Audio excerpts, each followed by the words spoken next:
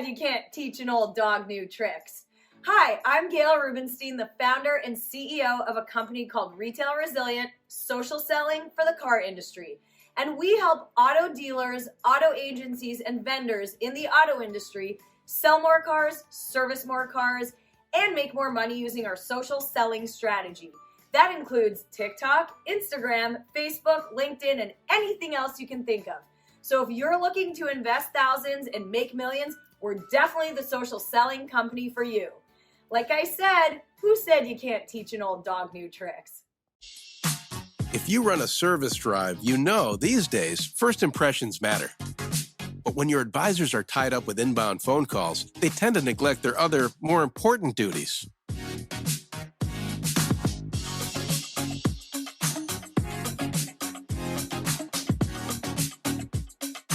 And did you know 75% of all service calls are frequently asked questions and routine requests? The average dealer misses up to 30% of inbound calls, adding up to a ton of missed service opportunity and increased customer churn.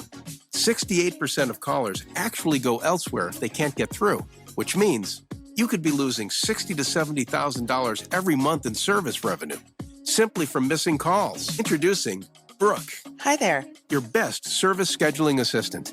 Brooke is the first intelligent digital voice assistant to answer, handle, and appoint all of your inbound service calls. Hiring Brooke means absolutely no call goes unanswered, boosting your customer satisfaction and reducing your overhead costs. And talking to Brooke is like talking to a friend. Necessary, whether to a service advisor, roadside assistance, or a live agent. And I can do it without missing a beat. You really do check all the boxes. Book with Brooke today. Everybody wants to be part of a bigger story.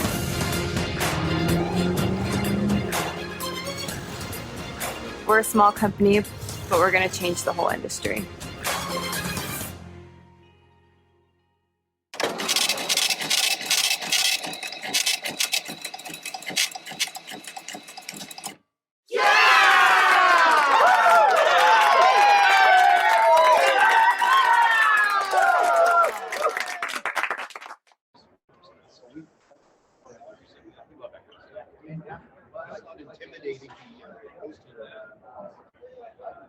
You can look at me, you can look at there. Testing. Hello. Test 1, 2. Hello. I learned that from Lou. Good afternoon, everybody here at NADA, and you're coming to the Poly booth here, and we're going to introduce some fine people from Poly. I can't believe I got the whole Poly family. Well, just a part of the Poly, but the ones that count. No Poly pockets, though. I'm very upset you guys aren't handing out Poly pockets. This is really upsetting. We talked about that a few minutes ago. Yeah, exactly, and I guess you just don't want to pay them their $25 million royalty fee, right? Oh, we're excited. Right. So here it is, we're the AutoHub show. This is Jeff Polo. My partner Ian Nethercott is busy doing something else and maybe earning a living. I don't know. We're doing this for free. And we have the fine people from Poly. We have Rennie. Rennie Sayhouse, Vice President of Enterprise Sales. And we have Jeremy Miller. Jeremy Miller, Vice President of Dealer Agency Solutions. Cool. And we have Tara.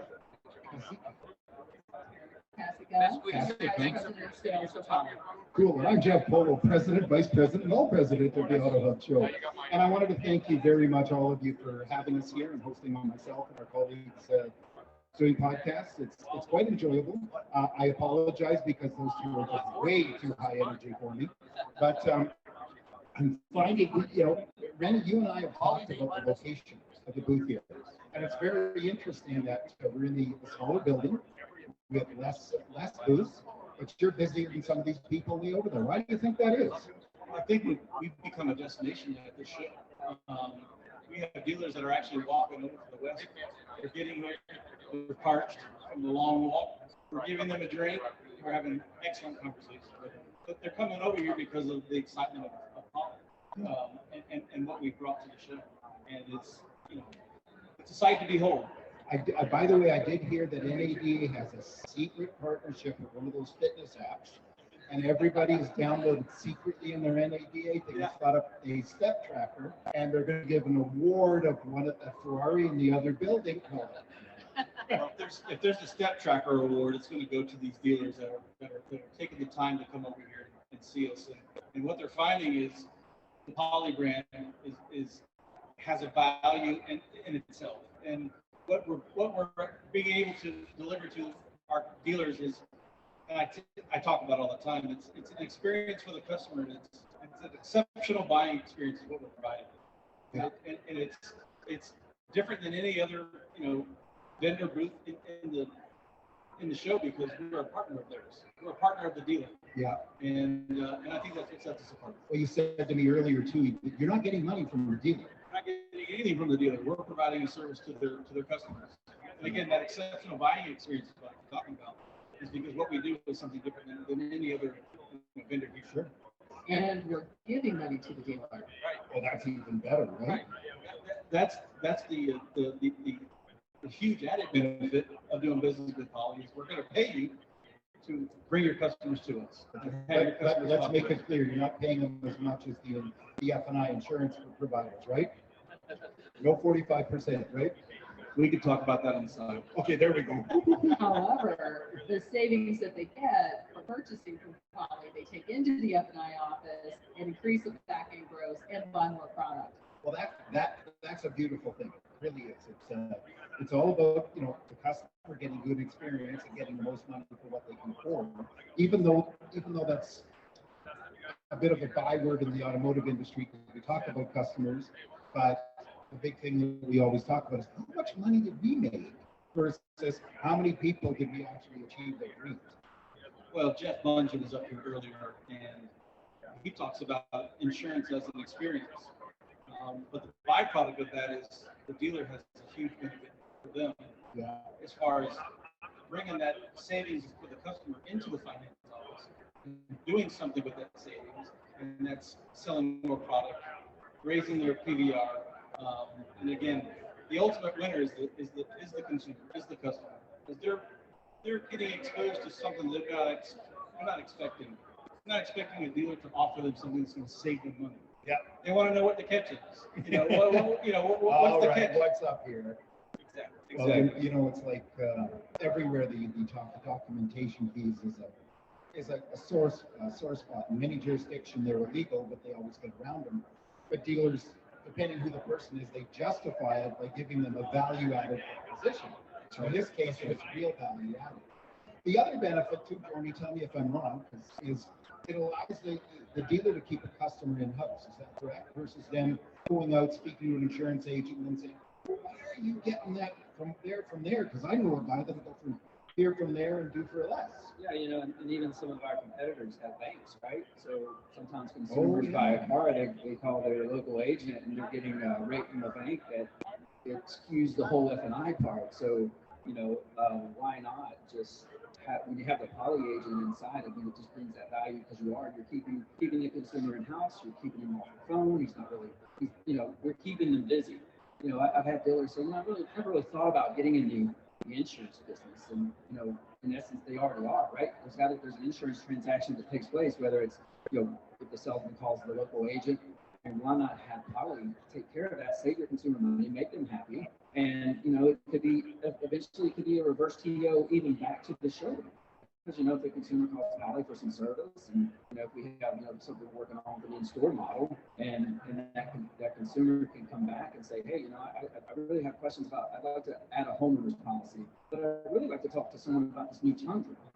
Well, it's a reverse TO. Well, let me get you back to the sales guy that sold you the car originally. So we want it just to come full circle. We want it to be a value add all the way around. Like we want to be, not just the insurance people, everything with Poly. We just want it to mesh well with the current operation. Yeah. So, part of the thing with the Poly part is, when we first heard about you guys, this was Poly. Oh, dealer policy. Yeah. Number one, what was why change your name when you've been known for so long? And two, have you had any problems with the name change? I'll tell you what, I am impressed by the number of people that walk by this booth and go, Poly, I like that name. Every time a guy starts skipping. It rolls off the tongue. It rolls off the tongue. And the purpose of it is really drive more of a B2C experience for the customer. Remember that name, because we want to start where the customer is considering the car. when the customer is on your website, looking at your inventory, even getting a quote to see what that car could cost them. What's really fascinating about insurance buying today is about 50% of people, they consider the price of insurance and it drives the car that they purchase. But when they get that price of insurance, it's generally by calling the local agent that they've been doing business with for 20 years, maybe representing one brand, maybe pitching just the product where they get the most commission. And so at the end of the day, the customer is paying a lot more for insurance than they otherwise could. 80% of customers pay more for insurance than they otherwise could if they went to a direct model like what we offer with them, with lots of carriers. We have over 40 carriers, so you can get competitive rates from all of our carriers and pick the right fit for you and take that savings right into the F&I office. And we're working in that entire comprehensive purchasing model from consideration, thinking about the quotes, giving you the most competitive quote right there on the dealer's website before you even walk through the dealership. And then at the dealership, you're going in now asking for an easy to remember name, which is Holly, rather than dealer policy, how did that work?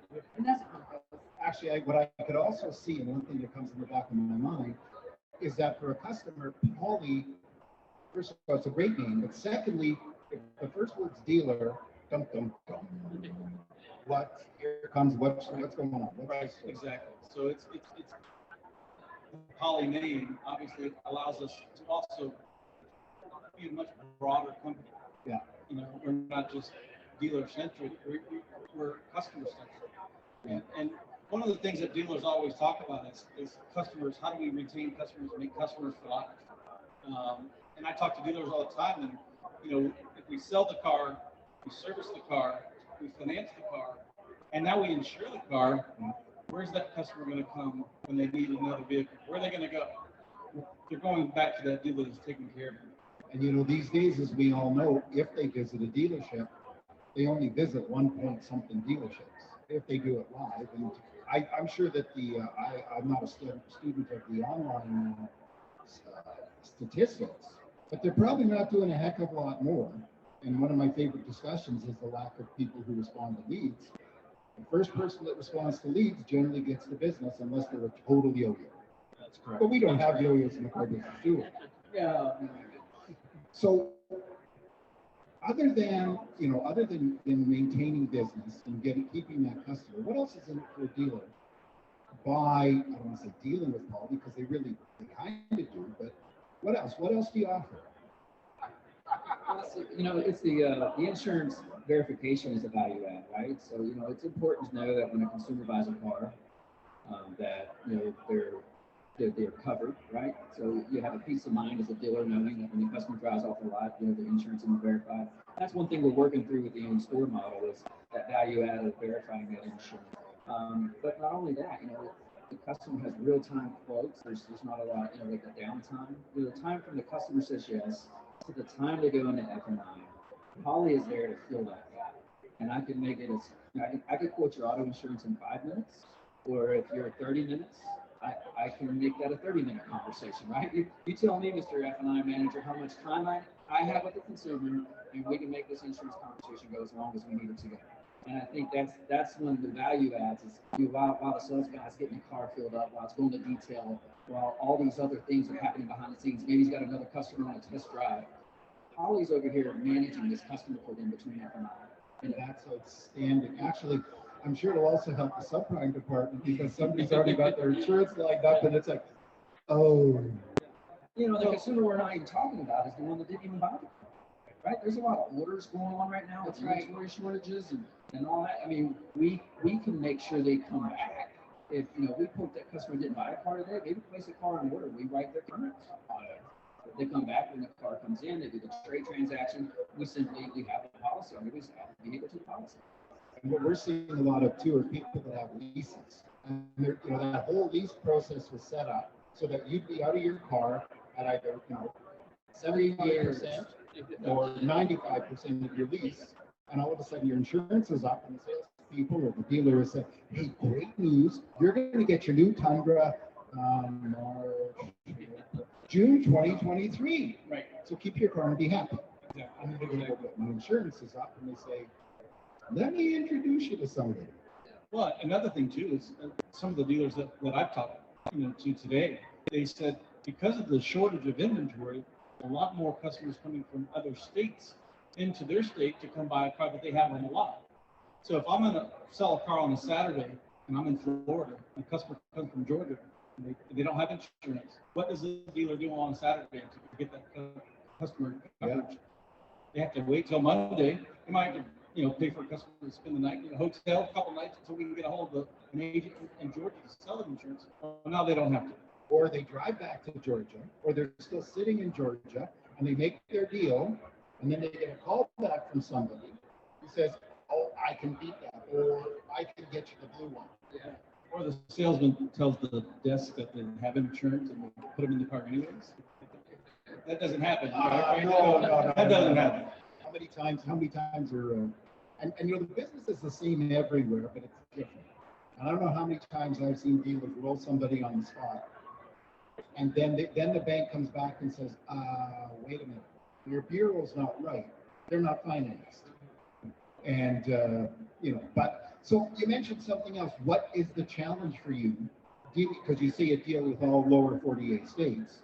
What's the challenge state to state? Insurance. Yeah, so. So, Gerald, what's the challenge state to state? The majority of states that we're in, it's pretty much the same. We call it the green states. So the process is being reviewed by the Department of Insurance.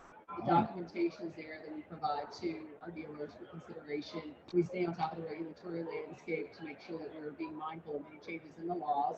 There are only a handful of states where they look at it a little differently. And for that, we create unique models that work for specific dealers in those states. Well, that's a lot better than in Canada, because in Canada, 10 provinces and three territories. I don't know why they call them that. And there's 20, I'm joking, but there's about 25 different ways of doing insurance. And I don't mean carriers. Sorry? Oh, may we? And there it's the easiest hurdle is the language. The rest is the bureaucracy and who gets what. It's one of the reasons why we partner too with so many different insurance carriers. We have the carriers for the prime customers, and we have the carriers for the subprime customers. But we have carriers that can cover and write insurance for all customers, and no matter what state they're in. As long as we're in the state doing business, we can write them a policy. The big question is, do you deal with the reptile or the ostrich? I don't even know I can't. Oh, Geico or Liberty. Yeah, I saw it actually last night on TV. So for dealers that watch this, what is one thing you would recommend to them? It's one of my favorite lines. It was my favorite when I was selling and managing. Was like, so there's one thing holding me back from buying this car right now. What would that one thing be? What's the one takeaway or recommendation you would give to a dealer in picking insurance? And obviously they want to pick Polly to get it done, but for anybody. I think it has to go back to what our roots and our DNA of our company. Our founders, one, are in the car business. Most of our leaders have been in the car business for many, many years. So when they're dealing with Polly, they're actually dealing with car people. We understand the business. We understand the trials, the tribulations, the 11:30 at night deals. Chasing down that last customer on the last day of the month because you're one car short of a bonus from the manufacturer. I remember that. So we understand the car business. We understand the insurance business. One of the things that this company, I think, that I'm proud of is the people that they've brought together, the car people, the insurance people, and that's again from the very beginning. Sure. From Travis Fitzgerald and his family and Jeff Mungen and his family, bringing those two families together, two different worlds, the insurance world and the auto industry, from car dealers, and that's part of our DNA, and I think that's important for dealers to know that they're actually going and doing business with people that know the business, sure, that have been down in those trenches and done it themselves. Sure. Well, I'm going to ask you in a second, Jeremy, because they've been talking over you. It's just terrible. No. But so what I was saying. Yeah. The one thing that you mentioned with that, because I was going to ask you just basically very quick encapsulation of the start of dealer policy to Polly, etc. And you mentioned car people. I don't know how many vendors I had come to see me, over the years, and how many are group bought or the dealership bought or whatever. And they come in and they use one word. And this word you use to car salespeople, and you lose them. Algorithm. And these nice people come in to load this thing in or to teach you or whatever, and they say, so the algorithms are this, and literally all the salespeople picked up their phone and started texting. You know, and that's the beauty of having somebody that's a car person. It's phenomenal, because somebody that understands what it's like to be there at 11 o'clock at night and be, you know, getting that person, do I want it? Do I want to go home? Do we know how to spell algorithm? That's Yeah. One place I can say it. Well, you know, I mean, the cool thing about Poly is, you know, you don't really look at us as a vendor, right? Because we're one of the few companies, the only company, I'm never going to come into your dealership and ask you to break up with anyone that you currently do business with. Come on, we're already prepared with those objections, man. I'm not coming in and asking you to get rid of this.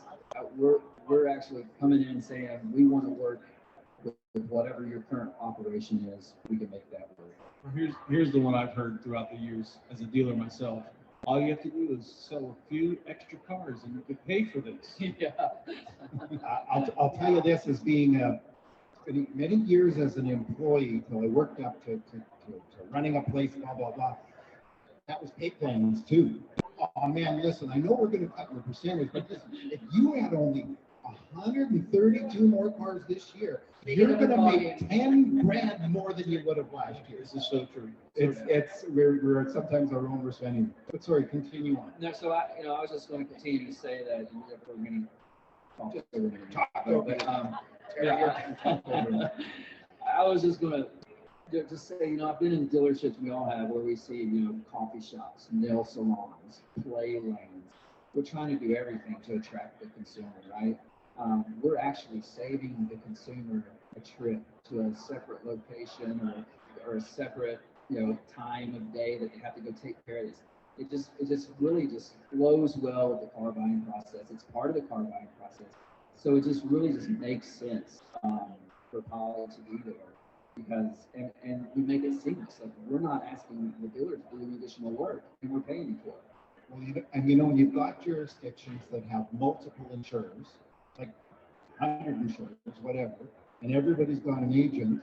And like you just said, the second somebody leaves your showroom, you run a risk of losing them, even if they signed the papers, because almost everybody's got this buyer beware, change your mind type of something. Yep, that's right. And I know firsthand, as you do, that you can have somebody signed up, and this ain't like the movie Suckers. And if you've seen the movie Suckers, if you haven't seen Suckers, watch it. This isn't where, like, hey, you own it, you signed it, you're an owner. Today's one. Because guess what? You know, their cousin's sitting there with a video camera and getting you up and everything. You drove off a lot, right? That was like, you know, back in the 90s, it was like, it's busting bugs, baby. You know, like, it's all over, right? It's busting bugs. Wait till the taillights are down the road, you know. It ain't a deal till you take. You don't see the taillights, and then you ring the cash register, right? Oh man, and now they ring the bell, you know. Actually, one final thing from my end, even though I said that a little bit ago. You mentioned all the things that we're putting in the dealerships, nail salons and everything. And now that it seems there's been such a big pivot, those nail salons and play places, you know, I know a dealer in Canada opened up a 300,000 square foot dealership, and it's got to be terrifying. You know, they're onto a mall that's got a water slide for crying out loud. So Bowling alleys. I like bowling alleys, actually. We've seen bowling alleys Yes. in dealerships. And who's using them? The sales guy. The sales guy, exactly. When they should be grabbing ups there. Yeah, the sales manager wants to have a thing in there. Anyway, thank you all so much. I appreciate you spending the time with this little old podcaster guy whose partner abandoned him. But we won't hold that against anyone. We're here for you. Well, you know what? What's the saying? Anything you say will be held against me. Well, I used to have some lines I don't want to say in public. In this case, it should be just a broken water bottle or something. But thank you very much. A pleasure to meet you. Thank you. You too, and thank you for everything. Appreciate you. Thank you. Now we'll get this on camera, the handshake. By the way, we're shaking hands. We're close to That's right. do the hugging. Thank you all very much.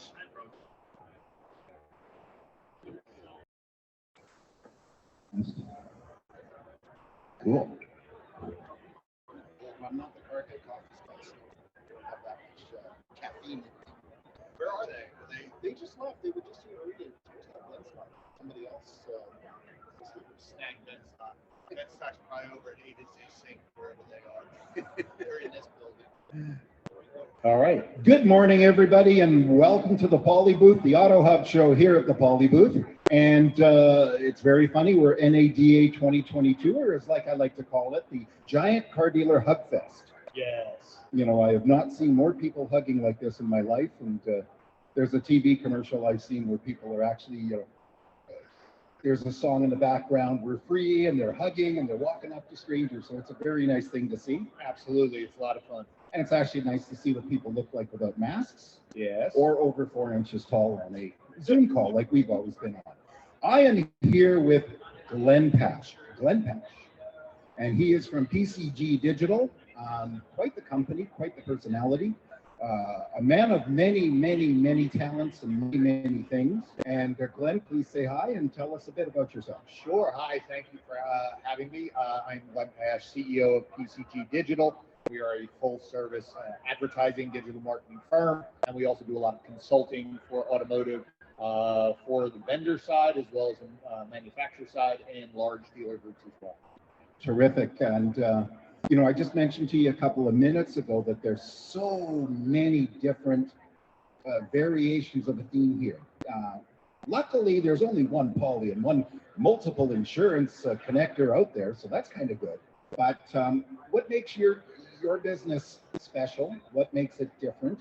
And I won't use the term better because a competitor will come and say, "Oh, I'm better because I've got, you know, my acronym."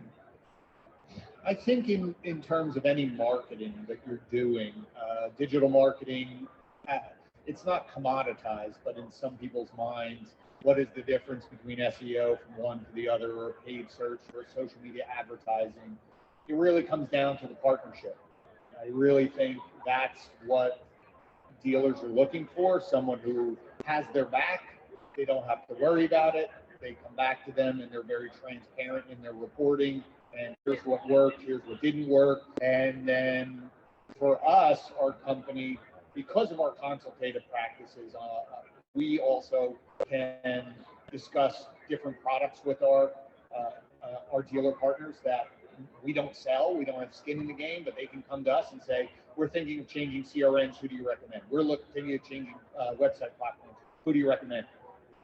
Poly, right? We just talked about that at our award ceremony. Bringing all of these products out to the market as a third party versus listening to your sales pitch. We review these products every single year. This year we reviewed 55 different products. We did a live stream talking about them. So thinking of the consumer reports for these products, dealers come to us. So that's a benefit for our clients because we can connect. And then lastly, because we are partners and know or have friendly partnerships with all of these vendors, I had someone call me up the other day and said, my implementation of the website is dragging a little bit. And I said, hang on, I can call the CEO and get something moved and fixed quickly. So for our clients, that's a big benefit. You know, that's a recurring theme that I'm seeing here is it's friendly competition. I'm talking to a lot of people who are saying, well, you know, they're pretty good. And actually they do this better than I do. However, blah, blah, blah. And I've seen very little of anybody, even as I walk by and listen to things that somebody's saying, yeah, you don't want to go to that. Well, we've never thought of building our business tearing someone else down. That's just not a good strategy. You know, I remember early on, we also host 2 large events, marketing events twice a year. And so people would say, why would you have other people who do what you do there at the same, aren't they competitors? I said, there's, you know, whatever you want to say, 15, 16,000 franchise dealers, and how many independent dealers? I said, if they had 1,000, I had 1,000, we'd all be doing cartwheels down the street, and there's still tons for everyone else. So really, it's understanding that we've had times where we say to them, they're a better fit for us, or we can't work with them because we already work with someone in the market, so we try to be as exclusive as we can. So I have friends who run agencies. If I can't do the work, I'm going to point them to them because I know they'll be taken care of. And I'd rather that for someone than to say, oh, we're better, they stay and come to us. Because if I win business that way, someone will do that to me. And that means that person is swayed by bad-mouthing someone else. And someone will eventually bad-mouth us, and I'd rather not do that. And you know, it's very funny because we in the car business, way back, that's what we did. You know, we just said, you don't buy Ford because they're found on road debt. Sorry, they're not. You don't buy this and that. And it's a little different now, you know, and I mean, in all my years in dealerships, somebody said, why do I go to you versus that guy down the street? And I usually start with, well, if you like me, you deal with me. If you don't, that's fine. You know, I try to provide better service. I try to provide, you know, a better experience, but ultimately it's who you like. Well, I think it's also how you portray yourself in the market. So my brother and I, early on when we built the business, we wrote, we spoke at events, we answered people's questions. We found that our philosophy is helping and doing the right thing. And I had a dealer group come by yesterday and said, I'm here because I followed you for years and I always think you try to do the right thing. Can you help me? I said, sure. And I've had people sit down with me at an NADA and they said, well, I have to choose between these different, you know, programs because they're in my manufactured program. And I would spend an hour and they said, I can't believe you spent an hour talking to me about something that has nothing to do with you selling your own company. I said, well, you didn't ask me about my company. You asked me about this. If you want to talk services, I can talk that, but you asked me this. And I think the industry as a whole is really just saying, this is what we do. If we can do it for you, awesome. If not, there are other people, and that's okay too, because I want people who want to work with me. Well, there's a lot to be said about having a personality out there. It's become such a big, you know, byword of internet personality. And I teased on Brady about that yesterday because I'm not a celebrity. And I said to him, I said, it's really the big thing is you draw business because people recognize you. People know what you stand for. Like you said, you spoke at conferences. You have your 2 conferences, which I'd love to know about the one you got coming up in May. But when people go walk by and say, hey, there's Glenn Pash, one of those 2 guys. Hey, guys, how are you? Means a lot. It gives your company. Yeah, but you have to deliver on it because there also is a lot of, you know, people who with podcasts and with ease of going live. There's a lot of people out there now doing it, and that's great. But eventually, you have to deliver on it. You have to deliver on your promise. You know, it's no different than what we tell dealers. You can market your blue in the face how great you are. What do you need? You need testimonials from your customers validating your marketing claim, or else it's just a marketing claim. So I could go online and talk to them blue in the face how great I am until other people. It's when other people start talking about you and recommending you because of what you deliver, then that's when you win. So what you're saying is it's not the old story of any publicity is good publicity.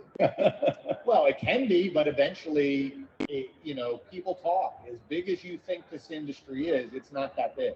And if all of a sudden people go, little smoke and mirrors over here, or, you know, they're not really connecting over here, I think that you have limited bandwidth or time to fake it till you make it. Yeah. Well, it's getting less and less. No question. And we're this little podcast from Canada, you know, and I'm walking around here, and this year there's not a lot of big Canadian contingent. Don't know why, but I see all these people I've only seen online. I've only seen on LinkedIn. And they go, Jeff! And it's like, and then you recognize them and you say hello. So tell me about your conference coming up in May. Sure. It's called the Digital Marketing Strategies Conference. It's being held in Napa, May 20th to the 22nd to the 25th. It's a Sunday through a Tuesday. It's a little different because this is a very large trade show. We are focusing on marketing and strategies for dealers. It's more of we call it a 3-day conversation. So there's about 250 people, probably about 140, 150 dealer employees, and we limit that size. So we sell out every year. Then you have another 100 of staff and sponsor and people of that nature. But what's great about it is you get an opportunity to have conversations. So if you hear someone speak or you see a panel, you know you're going to have lunch with that person. You know you're going to see them later on when there's cocktails. and you'll see them tomorrow. And so you can have this ongoing conversation and say, I was thinking about what you said yesterday, or I sat in someone else's, and I have another question for you. And you get to really meet the people behind the products. You also get to meet the people behind, dealerships.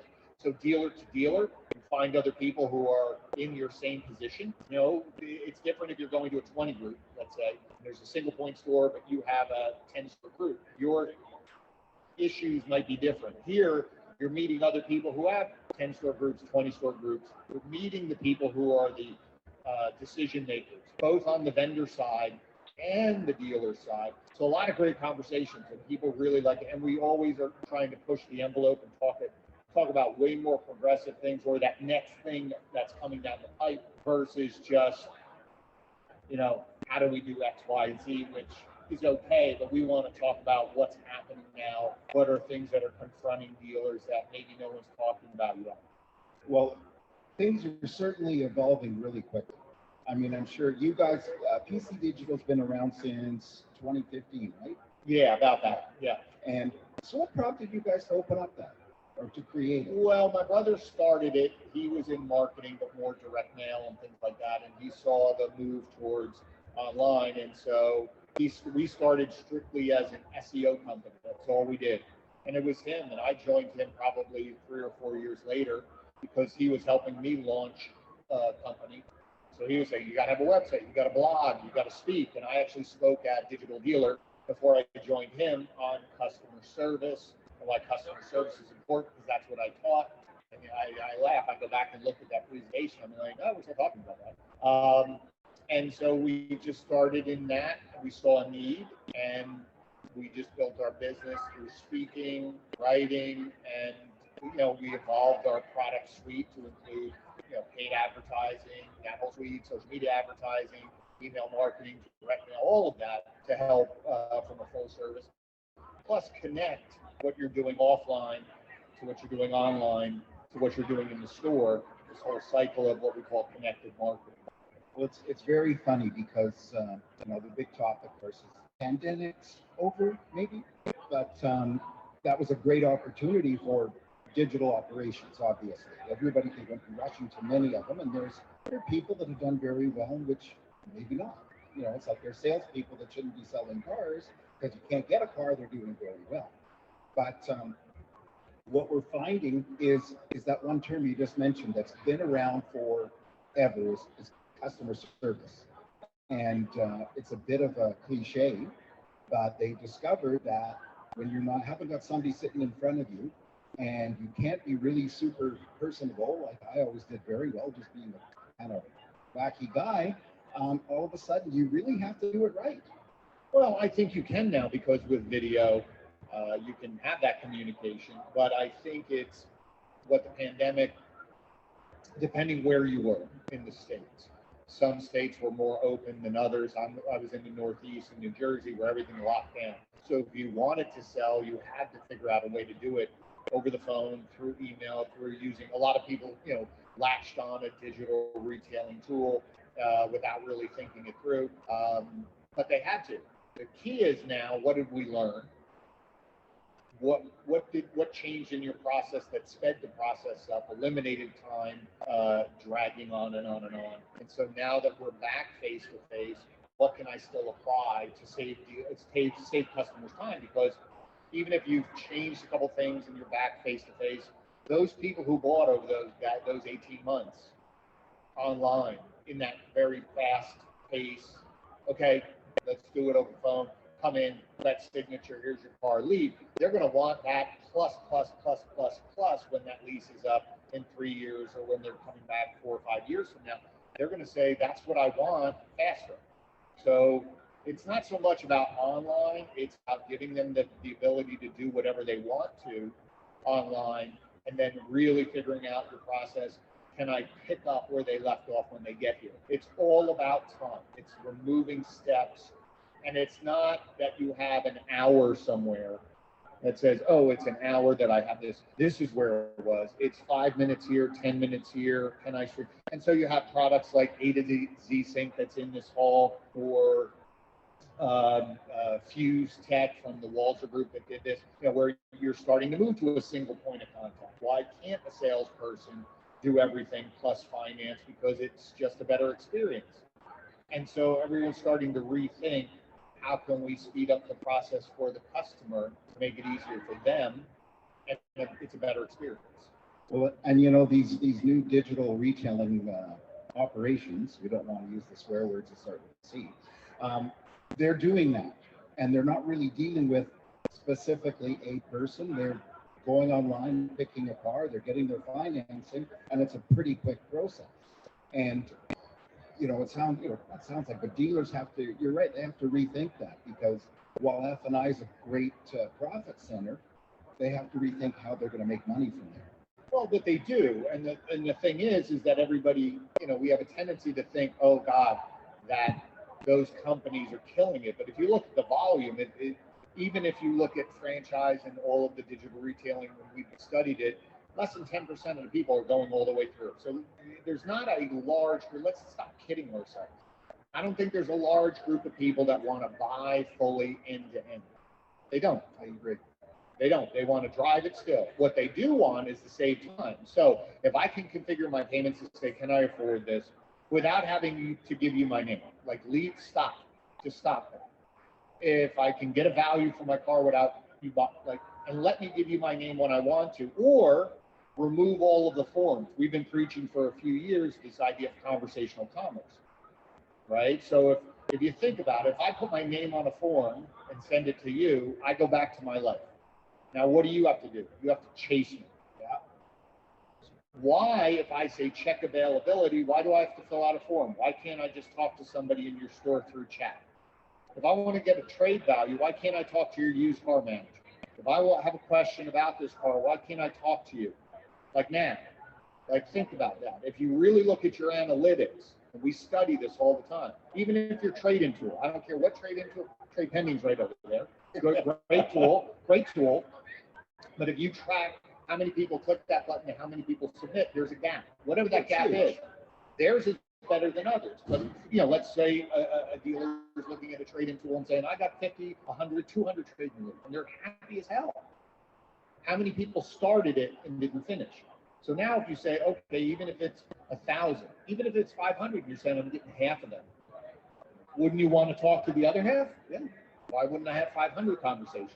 And maybe they're high funnel, but I start conversations and they stay with me, versus what they're doing is continuing to chase dealers till somebody gives me an answer and I get a little bit from you and a little bit from you, a little bit from you, till finally I go to this person and I'm prepped now to have a conversation. Why wouldn't I be that person first out? So that's where it is. It's you're breaking down the barriers of this. I have to have a name. I need leads versus conversations.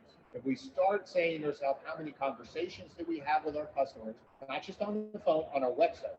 Because most of you good websites out here are getting 10, 15, 20,000 people on your website. How many leads do you actually get? Nobody actually thought about that to say, wait a minute, we're not staffing our online showroom like we staff our regular showroom. You have all these people who are looking out the window waiting for ups or waiting for people to come in, but yet you have all these people on your website raising their hand, filling out forms, or getting frustrated because they can't talk to somebody. And there's this disconnect. That's what I think people really need to understand. And our clients are starting to really embrace it. And they're going, holy goodness, I'm having all these conversations now. I'm setting more appointments. Well, duh. Well, the funny part is, you mentioned this many visitors, this many leads, and how many of them are actually being contacted. A connection of mine, an online friend of mine, commented about how he went to buy a car, and he submitted leads. He submitted 10 leads to 10 dealers of the product he wanted in his area, because he didn't want to go far. He got 2 auto responses, 1 half-hearted email response, call me, and that was it. And then he expanded it. He ended up buying a car 200 miles away. But think about that. That's just been our model of I need names so that I can follow up. But if you think about it, just common sense. I'm on a website.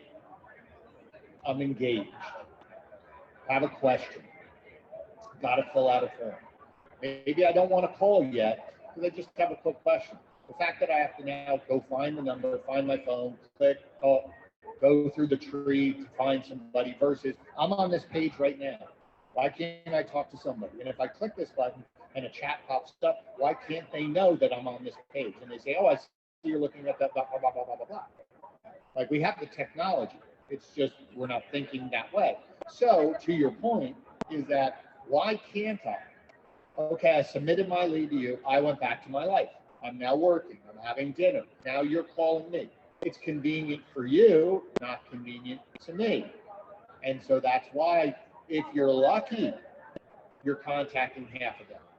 But then once I start to contact half of them, maybe I get to a point which means half of them show up and I sell half, and everybody goes, man, my closing rate's 4%, 3%, 2%. Yeah. Like, but what if you spoke to all of the people who had a question while they're on the website, because that's your showroom? So if you think about it, if I had 1,000 people in my showroom, would you let them wander around the lot without talking to them? Oh, if they're really interested, they'll come in and ask me a question. Or do you say, hold on, give me your name, sit here, and somebody will come back and find you in 2 hours? Like, it's that absurd. You go, that would never happen. It's happening every day on your website, every day. And so what we need is a virtual sales manager tower looking out the virtual window at the virtual customers that are on their site. Yes, and there's some technologies now that are going to be able to do that. But even if you just said, wait a minute, we're removing all the forms. No more forms on the website. You click that button, you can go into configure in the tool, but you don't have to give me your name until you're ready. Okay? Number 2 is all those other buttons you want, send them to somebody in your sales. Because you all have it. You all have it. And there's not that many. When you really track, what if you had 100 people who had questions? Most dealerships have at least 10 people. You're telling me that they wouldn't want to have conversations with those people? Like, it's crazy. But the salesperson will walk around the lot for 2.5 hours with somebody asking questions and not think anything about it.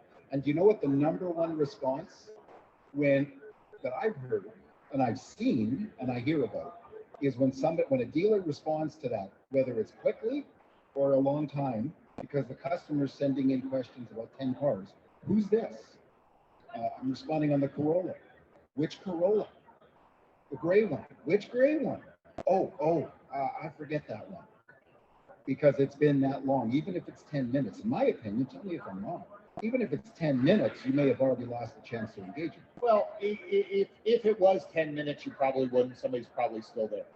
It's more the fact of just saying it doesn't happen like that. It's usually hours. Versus saying someone's on the website now, and you have a big button that says, ask me a question. Ask me anything. And you click that button and I talk to somebody in the store and they can see where you are and you say, hi, I'm Glenn. I see you have a question about the 2020, blah, blah, blah. What can I help you with? By the way, can I use the ask me a question, or do I have to pay royalties? Whatever you need. All good. I appreciate it. But I mean that when you really think about that, because the dealers that have done that, yes, they get a lot more conversations but they go, we're retaining those people because we're the only ones helping them. I know what they're asking me now, so I can answer those questions. Now I can follow up versus the only people I'll deal with is when you submit your name, and even then, it's after the fact. Yeah. Dealers who have embraced this are seeing such a huge lift in customer experience, customer retention, getting people in the door, selling more cars, having more, because they're maximizing and leveraging all the people who are on their website. And, that's got to be even greater on used because, of course, we have more used. But on used, I think it's. But it's just anybody. I mean, it's for service. Same thing. Just ask me a question. I mean, that is your online. We've said it for years. That's our virtual showroom, but we don't staff it. We're basically telling people who are on our website, we're not home. We're closed. We'll get to you when we want to. And that's where a lot of the website platforms are pivoting.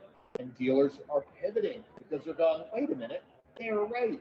And they're staffing it, be it your BDC, your salespeople, anybody. All of a sudden you're going, we're closing more deals because we're treating them as serious customers and we're making it easier for them to talk to us. And guess what? we're closing more deals, we're buying more cars, we're handling more service, we're retaining up. It's just a funny thing, and now it's still a hurdle for some. Well, we can't. Who should do it? I'm like, well, what else are they doing? Because every time I go in a dealership, that's what dealers want, is busy. And they're trying to get them to be busy. Well, let's handle the people who are on our website. And they, some don't trust their salespeople to do it. Some think the BDC should do it. No, I think I don't sure it's they don't. I don't think it's a trust thing. I think it's really nobody ever thought about it. That's all it is. It's not the BDC could do it better, because then you get into, well, they won't, they don't. Who cares? Just say, I have people who have a question. Who should answer that button? If somebody clicks check availability, I want them to do it. If somebody has value trade, I want that person to do it. That's all you have to ask. And then say, great, keep your eyes on it. When you're not with a customer, have the chat feature up. Somebody, and you got the companies can do it where all of a sudden it'll alert you. It'll go ding. Somebody's on your thing, answer the phone. And so if you think of chats like a phone call, salespeople will jump over the desk to get a phone call. That's chat. Chat is a phone call. Treat it that way. Like it's that basic. And once you do that, potential's amazing. So what you're saying is keep it simple. Keep it simple. It's amazing. We love to make everything so much more complicated. Glenn, I really appreciate you taking the time. I know it's a bit of a hike and to come over here, but good. It's great. I see my friend out there, Jennifer Suzuki. Hi, Jennifer. She's the one who can. She's the master of this. So like she could be. She's the one who can also validate. Would you like to guest on the AutoHub show? She is the master. So, awesome. Thank you so much. Appreciate it, my friend. Pleasure's all mine. Always, Thank you. always. Great to meet you in person. Yep. Glad to be here.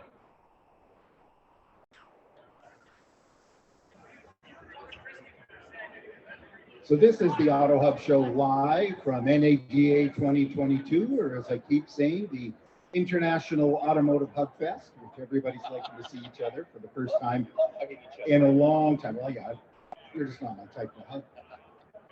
But welcome everybody. It's Jeff Polo here. Ian Nethercott, my better half of this show anyways. He's kind of tied up, so I'm left here, but I'm left here talking to Troy Glenn of CDK Global. And Troy's a big fan of the show, and we get to see him all the time. He's guested a couple of times, and he's even learned our own version of the other one, which is the floppy ears of the Basset Hound from Retail Resilient. So Troy, how's the show going for you? The show's been amazing. Frankly, you said it yourself right off the hop. Hugfest. We haven't seen some of these folks in 2-3 years. Even my own coworkers I haven't seen in 2 years. This really has been a big family reunion for us, but also an opportunity to see our dealers, see our coworkers, see our competitors in an environment that we didn't even know existed, for the last couple of years, right? With no masks. And honestly, it's been the most positive experience that we've had in NADA for years. It's really something. Actually, you touched on something very interesting. You said our competitors. And this is really the first time in my career that I've ever come across where everybody says the same words. We like our competitors. And I've yet to hear anybody, even walking by booths, nobody saying to anybody, well, our thing is better than those guys because they take their young and they pluck their ears off. And it's good. It's really good. And to compete on a level of, hey, I like my competitors, that's a good thing. In all honesty, our competitors make us better. It's great to have innovation from our dealers, and we get suggestions from our customers all the time, and we take those very seriously. But honestly, having great, healthy competition is what makes us have to improve, rise up our game, and innovate. And so, yeah, if it wasn't for competitors, a lot of these companies wouldn't exist today. And frankly, even the floor of the NADA trade show over the last 5, 10, 15 years has changed complexion 100%. It's unrecognizable now because of the new startup and disruptive companies. Yeah, that's very true. I mean, I'm looking over here at a company that does private party purchasing vehicles for dealers. And, heck, 2 years ago, there was one, if anybody. Now there's so many of them. But here's a perfect example. We're sitting here at the Poly booth. And by the way, the Poly just won the best booth at NADA. So congratulations to them. It's a pretty cool booth. and nobody will let me on the shuffleboard, so I don't know. But the fact that you're here, they're here, and unfortunately, I think CDK competes with absolutely everybody, right? Well, here's the thing about CDK, and yes, we do compete with a lot of other companies, but I will say this, dealers love choice. They need to have options. When a dealer gets told what to do, that's not a great thing. They have different, there's different business models across different geographies with different markets and different OEMs. And honestly, dealers like that choice. And so we do have a lot of great products, don't get me wrong. But what we really are proud of is the fact that we want to integrate with everybody. So whatever that third party is, whatever that service or product is, we want to do that. And that's really the wave of the future. The software that dealers are using today, in some cases, didn't exist a year ago. And the stuff that they're going to be using 5 years from now is probably still in someone's head in their garage while they're developing it. So honestly, it's the systems and the organizations and the companies like the ones we see here that are willing to integrate and grow are the ones that are going to be here next year and the year after that. Yeah, it's very true. Well, before we went on to tape, you and I were talking about Tesla and how they're really the big dog right now in the EV world, and everybody's coming up. But you know, he still had the foresight, the guts, the whatever to send out all this stuff on the internet anyway, 3, 4, 5 years ago, and perhaps if we didn't do that, we wouldn't have all these other companies today. I agree with you in that if you look at the EV companies alone that are in here, whether it's charging stations or the EV models that are on display from the OEMs, the EV part of this show is massive, and it's going to only get bigger from here. But you know, one of the things we were talking about before is our customers are car dealers, and the one thing that car dealers do exceptionally well is the customer experience. And I think that what dealers are realizing now is regardless of the vehicle, it's all about the customer experience. And we've gone through 2 years of really disruptive customer experience with pandemics and masks and appointment only and plexiglass, that to get right back down to handshaking and selling cars is what they really want to do. And dealers do a great job of that. There's no question there. Many of us had to pivot during all this shutdowns, whatever terms you want, to try to build that type of experience online, on Zoom, on FaceTime, whatever it was, and it's a big thing. And yeah, everybody I'm hearing is excited about people coming into the store. Are you seeing new things designed around about creating an in-store experience that was mirrors the virtual one? Are you seeing any new products of that? It's not just us, but a lot of organizations out here are doing that. And I think that what the pandemic has caused is a real need for an online ability to buy a car. And the truth of the matter is no two people take the same path to buying a car. Like some people will walk in and go, I want that vehicle right there. I'm paying whatever the sticker price says, and let's go sign the paperwork. But there are others that do all the research online. They might do a payment calculator. They might get their credit pre-approved. And then they might go in a store and look and kick some tires and go for a drive, and then go back home and talk about what options they want with their significant other. Or maybe they get turned into a different direction with a different vehicle altogether. Then if you can go back online and look at those again, that's really where it's at. So I think it's not just online car selling. It's not just in store. It's how do I make my customer journey make sense? Whether I started online or I started in the store and go home and come back and do something else, that's really where it's exceptional. And I think we're starting to see that every dealer and every OEM has acknowledged they need a digital presence of some sort, because there are clients that want to buy a car online, but there's also clients that want to go in the store. Well, you know, it's funny. I was speaking to somebody earlier today, and in an earlier cast, and he's saying that the dealers have to create an online engagement, very much like the launch. Like salespeople, if there's a lead online, salespeople go, yeah, I'll take it. Then they go and have a coffee, read the paper, talk to their friends, and then eventually get back to the person. If they think they get back to them during the day, they're happy. But they're standing in the window while visiting, looking for an up, and 3 people get stuck in the door to run out the door. And that's when he said that to me. I'd never thought about it. I thought, then as I'm hearing, I'm going, wow, that's brilliant. It's true, but it's brilliant. It wasn't that long ago when we heard the stat that 75% of people were doing car research on the internet before buying. And to us, that was a big number. Then a couple years later, we learned that 90% of people were doing car research, but they're doing it on mobile. And we're like, well, this is a game changer. They're not just sitting on their computer at home. Well, what we learned through our analytics and research is that that mobile shopper was actually standing beside a vehicle in a showroom, looking at pricing of a similar vehicle at another dealership and comparing them in real time.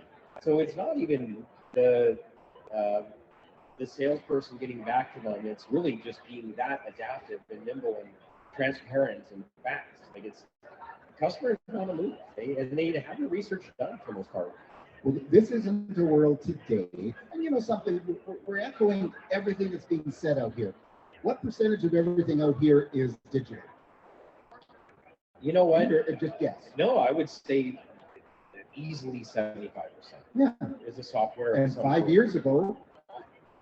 5 years ago, I remember the day that we went to NADA and they announced that 50% was technology. Now it's more, and you could argue that every single piece here has a technology component attached to it.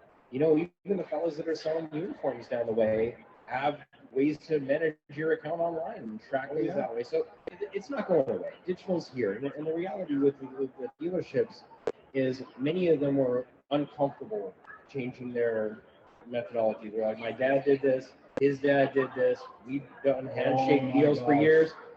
Now, this is an industry that's found itself thrust into a digital age, but also it's great.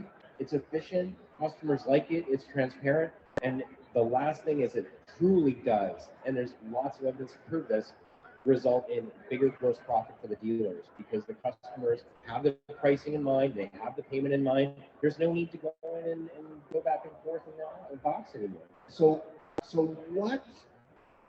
how does the shortage of inventory affect the comment you just made? Because in some cases, people are saying, oh, I can get a car? Oh, this was like the early 2000s on Honda Civics and Corollas. Do you have a silver one? No. Do you have a blue one? No.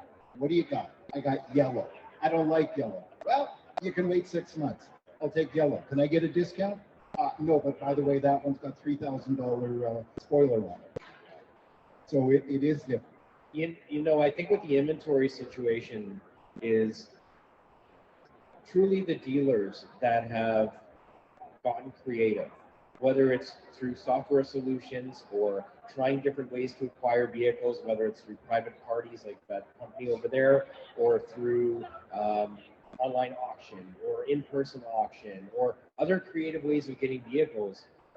There's a dealership in British Columbia that has a full-time employee working in northern Alberta, buying trucks from people who work on the rigs that leave Alberta because their job's over or whatever, and they don't want to bring the truck back, and they're doing great volume. So if you're creative, there's cars out there, and those dealers are the most creative and most willing to try things. Some of them fail, but if you try nothing, you're going to be in exactly the same situation as the dealer that has to ring the lot with vehicles on the outside, so it looks like they've got something on the inside. We've seen it all, right? Well, it's very funny. Innovation is what we're all about. And a long time ago, I won't admit it because I don't admit I was in the business that long ago. Dealer I worked for got innovative. It was a Ford store. He took a Ford pickup. He bought a camper, put it in the back, had a salesman, went up north, and he drove around from town to town up north, and he sold trucks like candy bears. It was crazy, and we had a delivery guy. The only problem was he lied. The only people called me and said, I don't know where the guy told me that the four-wheel drive switch was here. Well, they didn't have electric four-wheel drive, and he sold them a two-wheel drive for the price of the four-wheel. So, sorry, you were going to say? No, I was just going to say, the other part of innovation is really transparency. that this online world is really driving things to be transparent, whether it's pricing or financing or inventory. If you go to a website and that inventory is not there and it blinks out, that you can't hide that. And so I think the transparency is going to benefit the consumer, which will benefit the customer experience, which will benefit the dealer. Well, here's something very interesting. It's the innovation, and you will find independent large lots can be very innovative. And I know a few of them in our neck of the woods. We both live in Vancouver, BC, and or generally. And I know some used car dealers that have 300 and 400 used vehicles on the lot. 2021 Sierras, 2021 F-150s, Highlanders, Pilots, etc. And you go to the GM store across the street and they have nothing. And they have 4 cars parked sideways to make it look like they got something. And I like to pick on these guys. There's a Toyota dealer not far from my house, and they've got 4 cars in the front. Why? Because he's got a pipeline coming. He can still deliver a 70, 80 new a month. Doesn't care about used because you can't make any money on used. I don't know if you know that. He's brilliant. He can't make any money on used. But yet I go on the auction and I look, and there's 2021, 2022 Highlanders. There's 2022 Tundras on the auction, bringing over MSRP. And if he had that Tundra on his lot, used, so he doesn't get in trouble, would he get more than that? You know, it's interesting you say that. I think that a lot of dealers have acknowledged the fact that they need to ramp up their used business because it keeps people in the family. I mean, if I don't have the vehicle for you, but with my OEM, but I can use a similar OEM, why wouldn't I do that? I mean, you're still going to get my great service. You're still going to get my great customer experience. And when you are in the market for a new vehicle, well, maybe you'll choose us. But why would I let someone walk out the door because I don't have the right model when I could have it? I mean, the Kia dealership just down the road from my house has one marquee spot in front of its lot for a halo vehicle, so to speak. That vehicle right now is a Jeep Gladiator. Yeah. At a Kia store. So it's like, hey, I got the market, I got the units, I've got cars, and if you want a pickup truck, this is a good one. What a great message, right? Well, if it's the people I think of, they made their money. They became Kia so they could sell pickup. But you know, it's a funny thing how we let these things just pass us by. And we see that. And I have a friend of mine, and he has a vehicle coming up on a manufacturer's lease. I won't say what because we don't want to slag anybody. He cannot get a car. They will not extend his lease. So he has a choice. Buy it out or turn it in, order a new one, and we'll give you a discount on a new one in about 18 months. And the independent lease companies want 10, 12%, want a low residual, want fees and everything. What does somebody do? You know, it's a tough situation. There's no easy answer for that right now. But I will say that there are dealers, and I should speak a little softly, but the dealers that have the big premium markups or the financing that's 10, 11, 12% or punitive, or the lack of flexibility in that lease, customers will remember that. This inventory shortage is not forever. At some point, things will normalize. People may still order factory order vehicles more often than they did previously. But I think once this normalizes, the dealers that did right by their customers will be the ones that are still standing. I ran into a dealer in the hotel yesterday, and he said, CDK Global, because I was wearing my shirt. He goes, I know you guys. And I said, what do? Do you sell cars? He said, no, I help people buy cars. And that's really the difference, is if you can help people find a vehicle in a tough time, they're going to remember you, refer all their friends, and all of that good stuff. So yeah, this inventory shortage, there's no easy answer, but man, the dealers that do it right, they're going to have customers for life. I saw a poll on LinkedIn the other day, and it said, is charging over MSRP unethical? And it's amazing that the results, I can't remember exactly, were something in the neighborhood of 45% said no, 15% said yes, and the rest were somewhere. I wouldn't say that it's unethical. I don't. because this is a free market business. Supply and demand exists. It's a real thing. And we have a hot commodity. I will say, however, ethics notwithstanding, good customer service and treat your customers right will always win in that same free market economy. So that dealer that goes and grabs the short-term profit today and is opportunistic, unless they're planning on selling their dealership next year, they're not doing themselves any long-term favor. Well, you know, all I think about is that dealer that sells somebody an XYZ Platinum truck with a lift and with that stuff, which is super cool, just super cool. But then puts a 20 grand premium on top of everybody, finances them for what, 108 months at you know, and they're near prime, so they don't get the low rate. And the low rates aren't anywhere near what they used to be either. And then all of a sudden, in 4 years, that person says, shucks, you know what? I can't handle $6 a gallon gas, or up in Canada, $2.50 or $3 a liter. And they say, I gotta get rid of it. Oh, but you know, your truck's worth like $50,000, but you owe $98,000 on. I can't help you. You know, you're right. That's the unethical line. I mean, the fact is, dealers, you think about the used car dealer mentality, that whole plaid jacket kind of look. We have some work to do in our industry in terms of repairing some damage and our perception that customers have. We got to fix that. And a lot of dealers are. Customer experience is getting better and better all the time. There is still, you might remember this radio from our market, the radio ad, which was a Grand Caravan for $29,995, but it's $29,995, Jeff, with $10,000 cash back. You should come and buy one. Well, if I'm a person who's not in the car business and I heard that radio ad, I heard $29,995 with $10,000 cash back. I'm thinking it's $19,995. I'm all over this van. I'm coming to go buy it.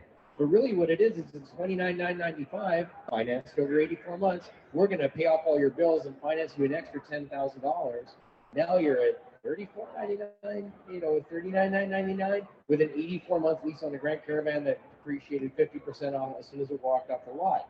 That to me is unethical. When you're using that kind of tactic, I don't like that. And of course, in 3 months, there'll be 25% cash back on it too. But you know, we always love to go for the low-hanging fruit. You know, if somebody does bad, 90% of dealers are pretty stand-up people. More than that. I would say way more than that. And not only are they stand-up people, we're talking about selling cars. There's also the same growth opportunity and experience growth opportunity in service. And honestly, if you could do a great job of taking care of your customer when they come in for their lube oil filter or some of their major services, the trust that you build there will get them back into that sales cycle. That's huge. Well, it really is. And I think the opportunity, and we're just repeating stuff that's been repeated over and over and over again right now, is keeping those people in service. This brand, this friend of mine, why wouldn't, and the dealer, by the way, does not have any way to get them to extend their lease. It's a big group. They've got 5 stores and they do, I don't know, 8,000 cars a year, whatever it may be, and they have no way to keep that customer. And all he could do, and it's a luxury line too on top of that. If it were me, I'd say, I'll tell you what, I'll subsidize this independent lease with this company. We'll extend you and we'll order you a new car. A guy you know well from our show, and a fellow that we have lots on from out east, Bill Camasco, he does just that. Their lease is up, he gets them into a used car, he gets them on a payment plan, calls it a lease, whatever the rules are there, and orders them their new caddy. And they come in with a Land Rover. Well, you know, and it's funny too, because being creative and not letting people leave the lot is exactly what every dealer wants every salesperson to do. They're like, why did that person leave? You know, go chase him down, go run after him, go throw yourself in front of their car, right? Well, sometimes it's just a matter of being creative and find a solution together. And it's like that dealer I ran into last night at the hotel. He's like, I don't sell cars, I help people buy cars. You know? Find a way. That's the way. And you know, actually something came up this morning too, is that there's somebody live on the lot. The manager goes to the salesman. What happened? Okay, call him down now. Say, by the way, I forgot to tell you it comes with an extra whatever. But the online leads, they don't do that, do they? You know, there's retargeting and remarketing and things like that. But there was a study that came out checking on online leads, and the number one response to an online lead during the study was call me. The second most common response, Jeff, was nothing at all. Nothing at all. So, you know, the online lead source, you know, we had a dealer actually in yesterday looking at our online modern retailing system, and they only measure their online retailing through how much does that lead cost me. They just treat it like a lead. Yeah. And we all know how salespeople are with leads. They're perfect 100% of the time, right? Oh, yeah. So if you're monetizing this or just commoditizing it down to a click and a lead, you're not gonna win. You're not doing anything innovative or new.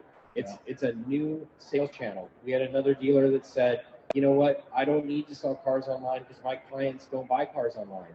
It's like, no, because they're not your clients, because they're buying next door because they sell cars online. There are people in every market, in every age group, in every region that want to buy online. They want to change the way that things are going. And even if I want to buy a car in person, my son doesn't.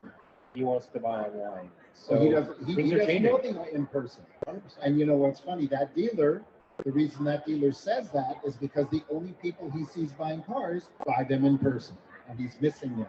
And you know, what's really funny is a friend of mine got into big trouble on LinkedIn, and he had posted how he was looking for a car for himself, and he sent out some leads to some dealers in his area. He wanted to keep local, and I believe the numbers are askew, and every time I recollected different numbers, but I think he sent out 5 leads. He knew what he wanted. It wasn't like, tell me why I should buy it. He knew what he wanted.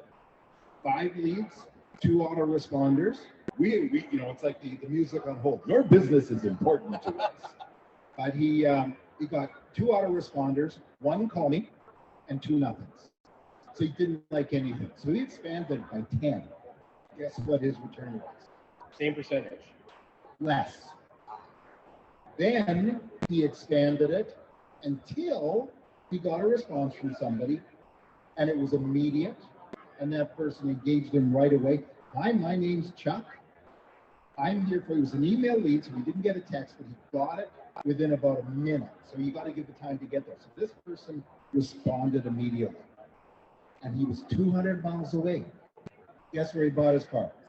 200 miles away. 200 miles away, and I'll guarantee the first time he takes it in for service, somebody's just saying, why did you do that? You know, people are willing, there's another study that we did where we learned that people are willing to drive 150 kilometers, 100 miles roughly, away to buy a car, but they're only willing to drive less than 10 to get it serviced. So if you want to get that business and expand that net, you've got to do that right thing by those leads for sure. Was that MC, by the way, that was looking for that vehicle? Exactly. Yeah, okay, I read that post. And he got slagged. Oh, did he get, some people were so mad at, how can you do this? You're a car guy. How can you do this for us? And that's the thing, is he's a car guy, and it still happened to him.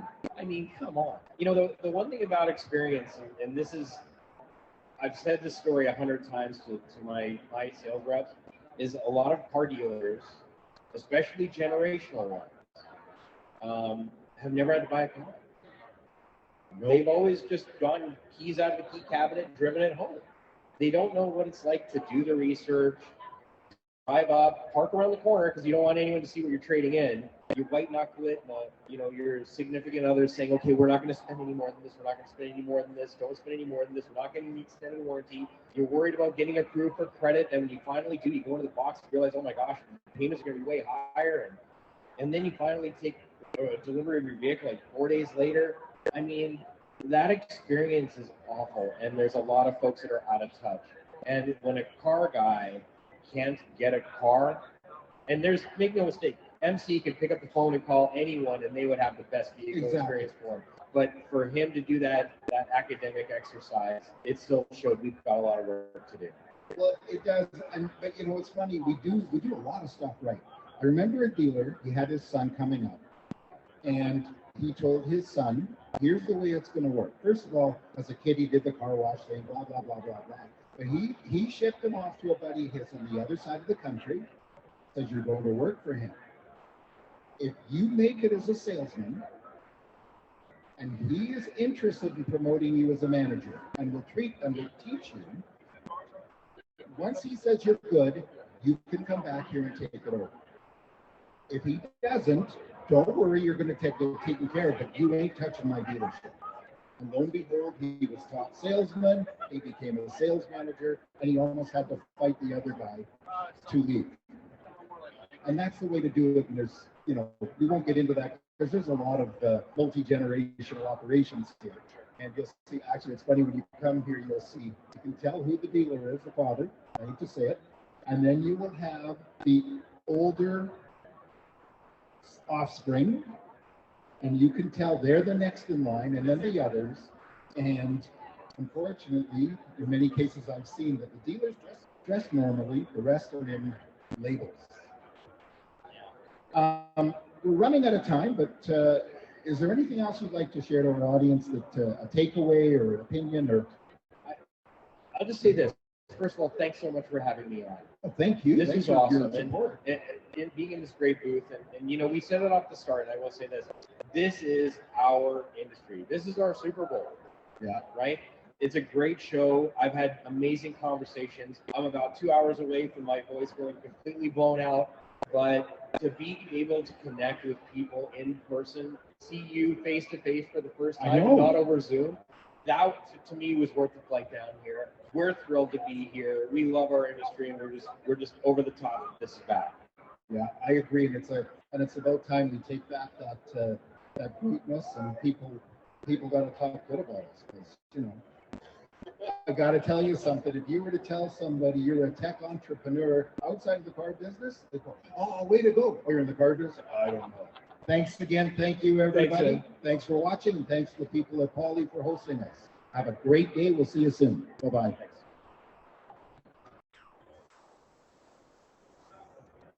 Hello.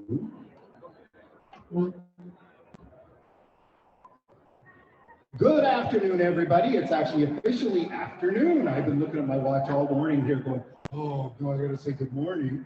So we're awake, and we're here in the North Hall of the NADA, or NADA, as people talk about, and 2022, where we're live and we're seeing people.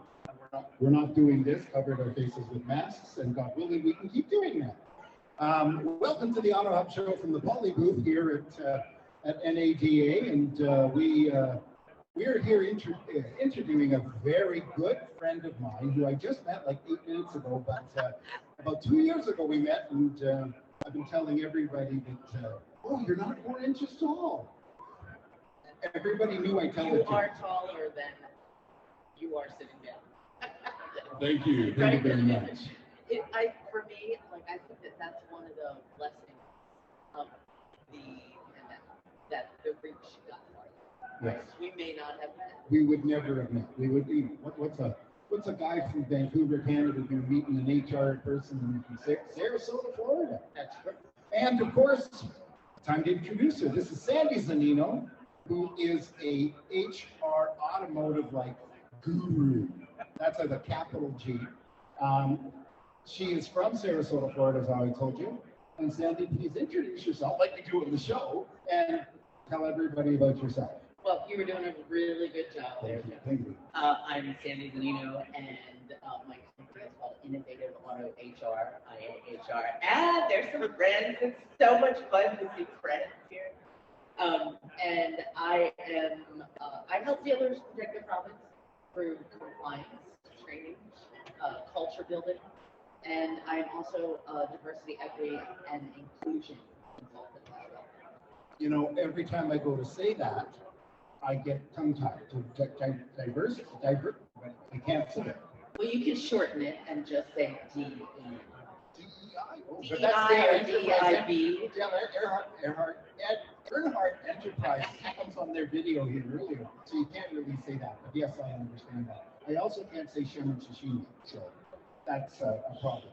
I'm not going there. No, you're not going there. So Sandy, we've had a lot of conversations about HR, and one of my favorite things to pick on in the car business, even though I try to be positive, is just how we view each other. And Ian Nethercott, my partner in the AutoHub show, who unfortunately isn't here because he's busy working. Can you imagine that? Him and I always talk about that the shows that get the least amount of views and listens are the HR shows.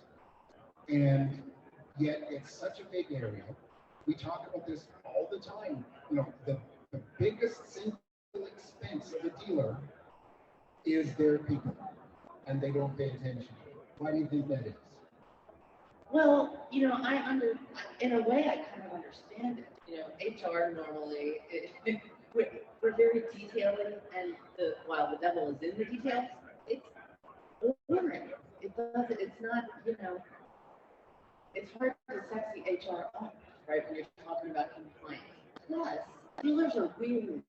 They're weary from having to deal in this country with the FTC, with the 23 different compliance laws. By the time you get to HR, there is a part of me that understands it. I've been in this industry long enough to get that. However, you know, human resources for me is important. And one thing I always like to say is, you know, if you manage people, you're a human resources manager, whether you realize it or not.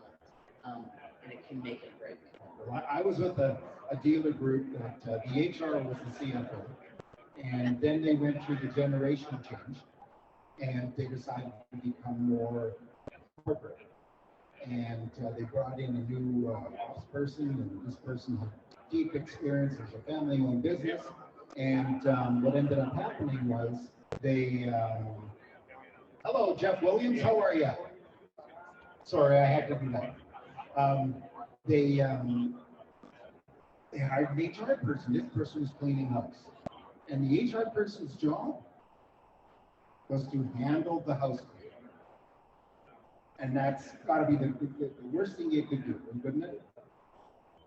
Well, I think it's the worst thing that any manager can do. It's the hardest thing, one of the most difficult things. It's never easy whether it's a warranted termination, especially when it's warranted, right? It's hard. It's a hard thing to do. So, is there a question in there other than that it's a hard thing to do, or is it just that HR is often kind of here comes HR, somebody's losing their job?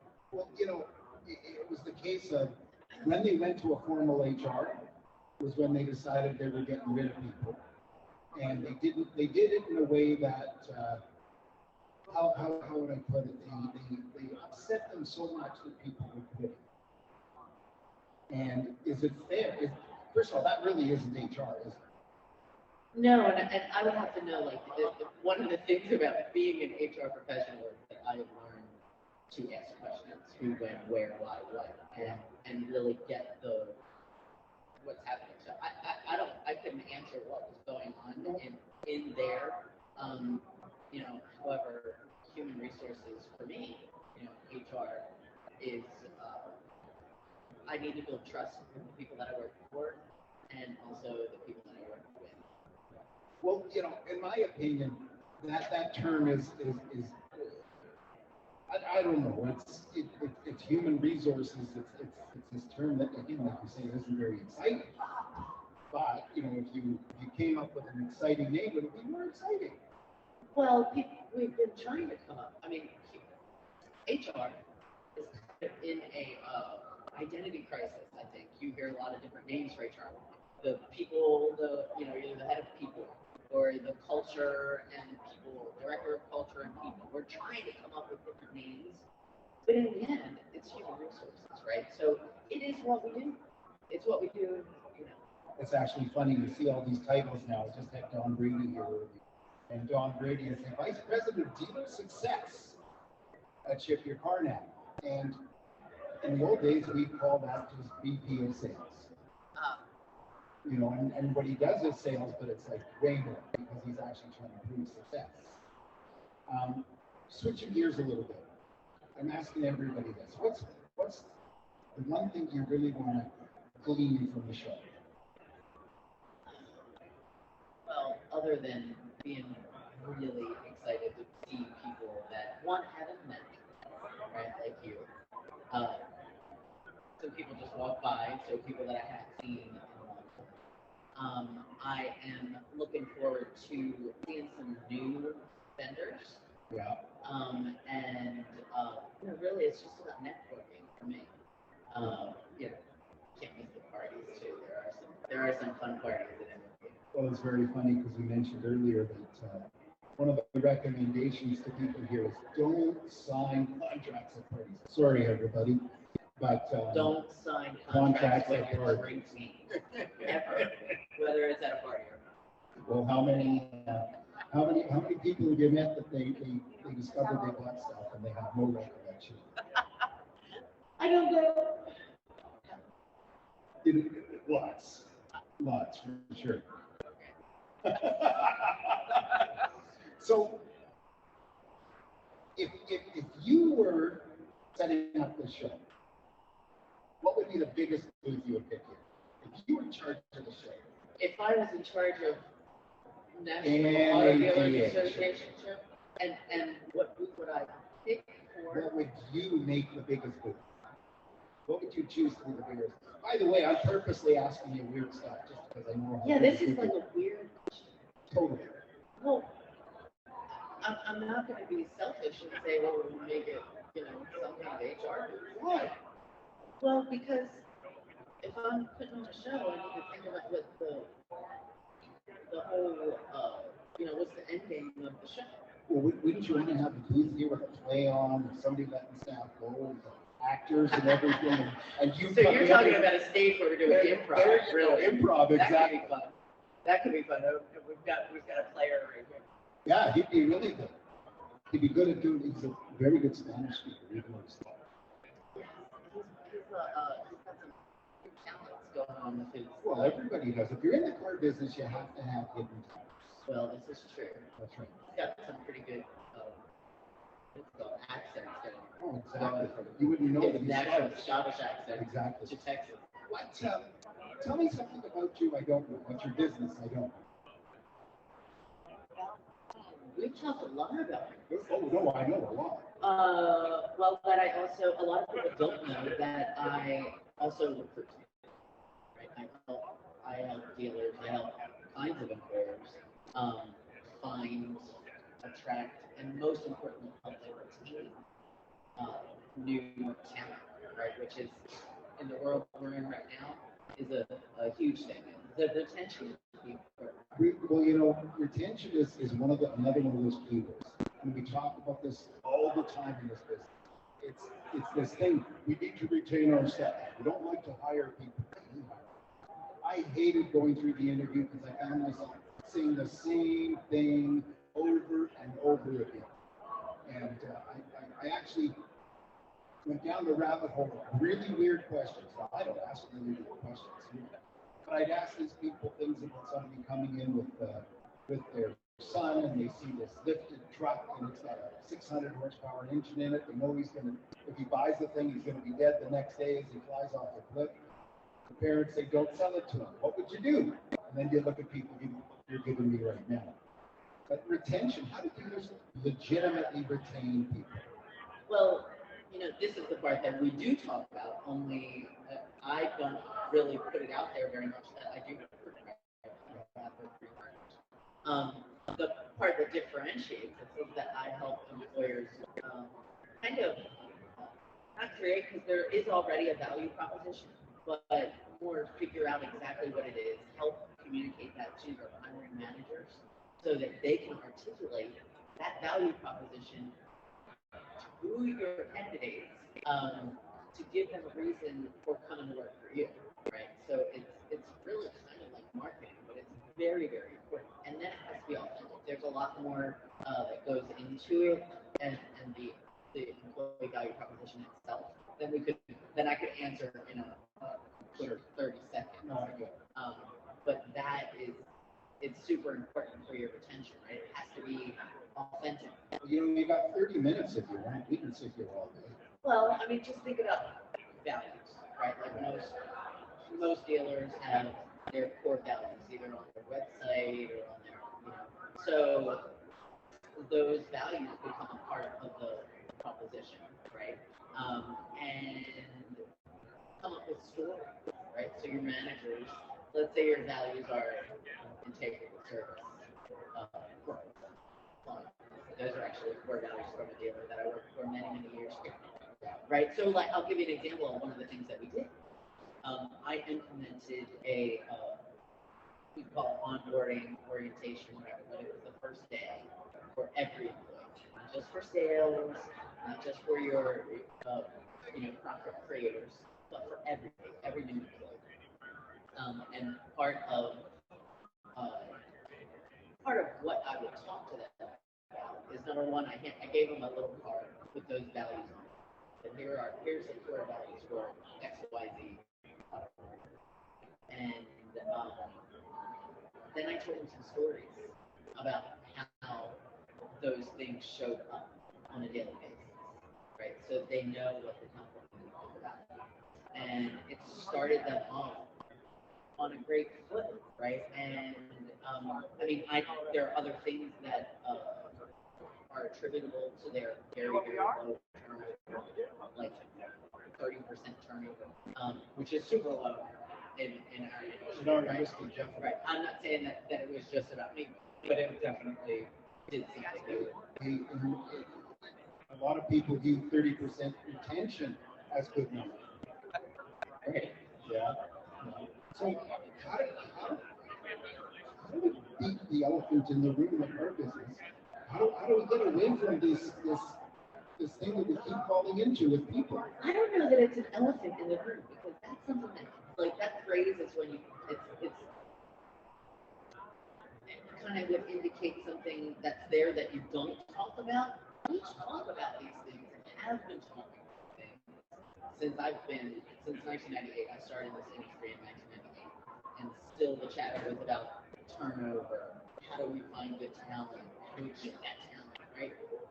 We've been talking about it for a long time, so I don't know if it's the elephant that's in the room, because we are talking about it. How do we stop talking about it, and start doing it? We stop talking and we take action, right? And we really, and it's not rocket science, and it doesn't have to be big world-changing things. You can make one little change, one small step, right? You can just start small. So, did you lose your? Yeah, Not a problem. I gotta say, the coffee bar, what an awesome thing. They did a heck of a job. Thank you. Oh, by the way, again, we're at the Poly booth here, which used to be Dealer Poly, and now it's Poly, which is a much better thing. I'm just waiting to find my Poly pocket. So, this business has changed so much over the years. Yet this seems to be the one thing we don't want to keep that we're keeping. And where did it come from? Why do you think it's still here without attacking anything? Why do you think the issue with people? Why do I think what is still here? Why do you think our issue with people is such a problem? On the dealership level, especially. Well, certainly this one's better. Well, I think that what we need to do, I think that we have these glasses on, right? And we look at employees in a certain way. Some of that is generational, right? Yeah. I believe, right? Like my generation, Gen X, I grew up with the belief that, number one, if I work hard, if I put my head down and I work hard, right, I would be rewarded. That wasn't necessarily my experience, right? So we also are an industry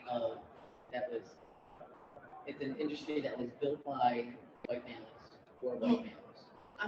It is what it is, right? Yeah. Now there's the elephant. I said, don't attack anybody. I'm not attacking anybody. I don't mean that at all. Yeah. They've built an amazing industry, right? Like, I love automotive. I wouldn't still be here if I didn't love this industry, right? I see the greatness of this industry. Yeah, I've had lots of opportunities to leave it, and I still keep coming back in different forms, but I'm coming back. Right. Well, I mean, just think about that small thing. For many people, for many men that look like you, put your head down. You mean good-looking guys? Come on, tell me the truth. Put your head down, working hard for people wasn't necessarily my experience, because I work my ass. But I have to tell you something. It isn't necessarily true, because you know, I came from, you work hard. I started in the business when you were, you know, you got there when it opened and you left when it closed. And if it closed at 9, it closed at 9, it closed at 11:30, it closed at 11:30. And I saw and I experienced many people that came in and say, yeah, you know, we're going to go a different direction. Thanks very much, bye. And I've seen a great deal of experience. Well, that's where I was heading actually, like that generational thought of, you know, on time is late, right? Like get there early, be ready to work, get there, just do what you're told. Don't make any waves. Don't do what I do what I say. Or well, that's an aspect too, Yes. right? That's more, to me, that's more of a leadership thing, right? The way I think about work. So when we look at the generations that are entering our workforce today, you know, Gen Z is a great big generation that's entering the workforce. Yeah. Millennials are a huge generation. They are the largest cohort in the workforce, and these two generations will make up. I'd have to look it up right now, but it's going to be like 70 to 75% of the workforce. They want something different. They think about work differently. Than well, and the fact is that many of these people that I read, you know better than me, is they're not looking to be in one job, forget one employer, one job for their life. Well, they it's want to do a interesting. whole bunch of other things. That's interesting. Like when I was just talking to about a recruiting job that I was doing. I sent a resume and job number. I'm like, wait a minute, that's not job jumping. We're talking about 20 years with 5 jobs, right? Which means, yeah. So, but Pardon me a second. That's we need to change how we think, right? Like my 20 years, more than 20 years, I had 2 jobs, right? Like I'm the perfect candidate. Like I have staying power. I'm there. However, moving, if you're not moving on, right, people are going to move. And so we need to also think about creating career paths. I agree. You know, and it's meaningful career paths. and it's funny, this business is very hard for that because there's not a lot of, you know, if you take a salesperson, you take a tech, and first of all, a technician, they train their whole lives to that point to fix cars, and it's a little tough for them to move up.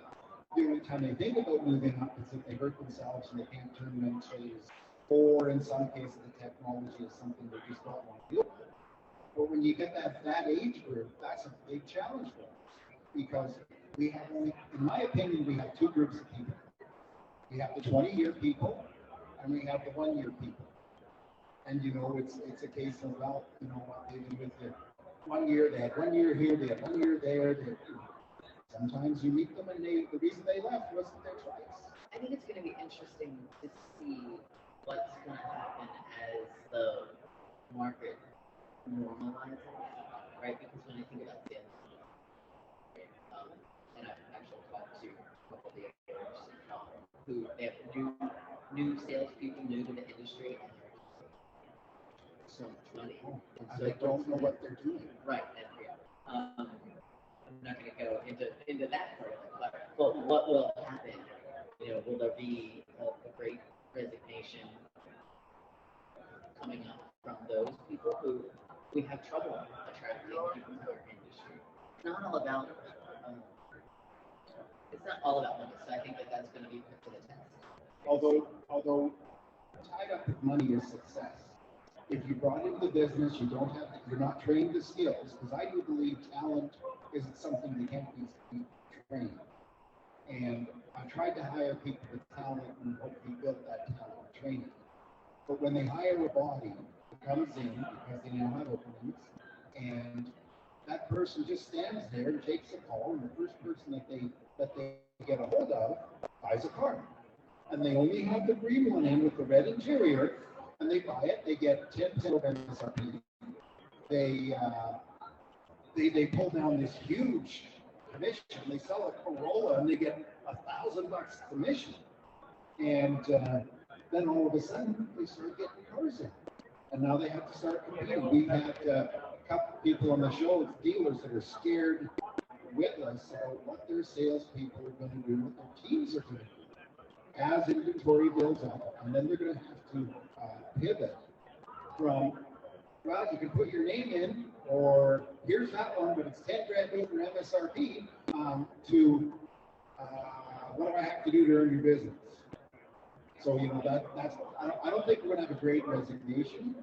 I'm afraid we're going to have a great jumping the ship, be it resignations or something else. I'm not sure what word.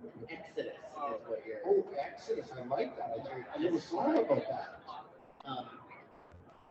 You know, I would if I had a client who was talking to me about that, I would probably recommend that they start being open with their staff about their fears. Like here's what's on there. You know, if these are new people, they don't understand our industry. What's like normal. They have no idea. So, and then they discover. So they've been sold, right? You know, they need to understand. You know, here's how you're gonna make money.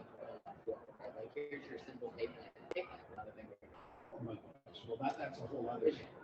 Here's your pay plan that you can understand, that your neighbor who's never worked in car business can understand.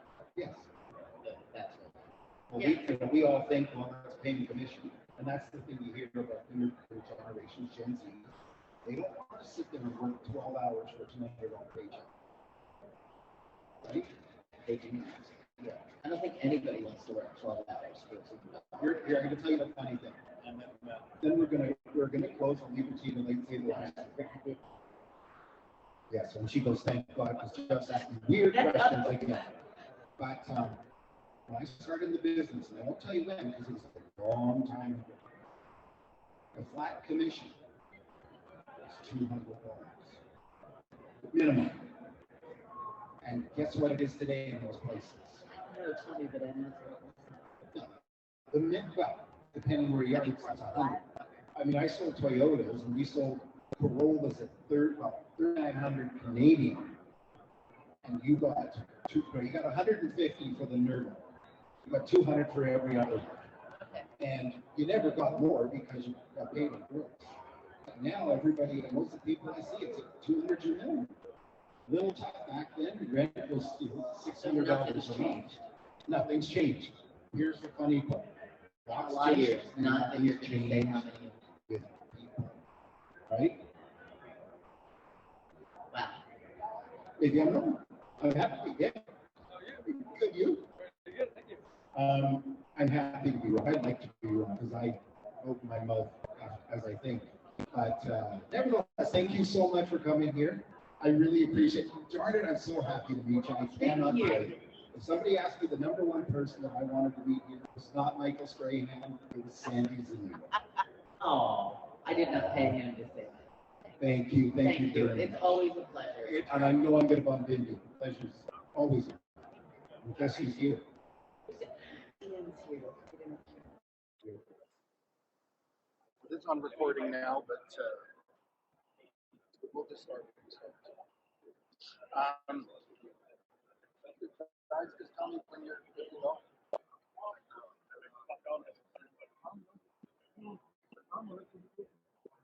Good morning, everybody, and welcome to NADA 2022 at the lovely Poly booth, formerly, we don't tell that old name.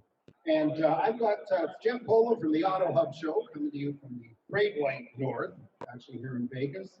And I have two gentlemen who I've heard a lot about, just met today, and two totally different people you could meet from totally different sides of the business enjoying NADA. First of all, we have John Brady from Ship Your Car Now, and Peter Caruso from Vision AST and all sorts of other stuff. And gentlemen, please say hi, say a little bit to everybody here, and welcome. Well, I'll start. Sorry.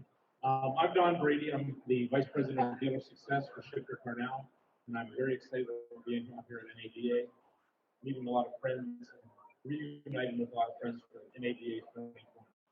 Very excited about the show.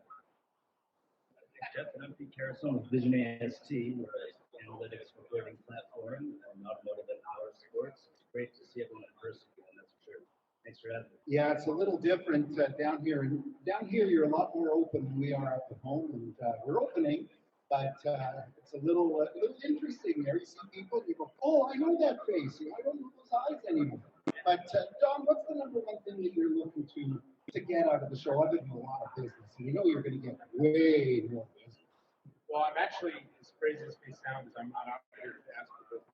I'm actually out here literally just to see my friends and what I consider family from social media, and obviously expand on the relationships. I mean, that's really what I'm after for is relationships, and ultimately business happens. If you take care of people, and it just comes around and takes care of you too. Sure. I actually had somebody tell me that had been to earlier ones, their dealer, and he says he gets home, and 2 weeks later, the CFO comes to him and says, "What is this? I mean, ask us to pay for something." He goes, I don't know. And then he's got the sales manager comes to him and says, "What is this platform? I got these two guys showing up to do an install." And so of course they show up. What about yourself, Peter? What's your number one takeaway you want to have here? It's a relationship thing. I've talked to a lot of people all day long on the phone. It seems every time we meet with sense. In fact, the first two meetings today were, why aren't we doing more business? Why am I not giving you more business? And when you come to these events, you reconnect and things really advance. So just a lot of face time. Well, it's definitely about relationships. I don't know how many people that I've met and discovered that they're actually big, taller than 4 inches.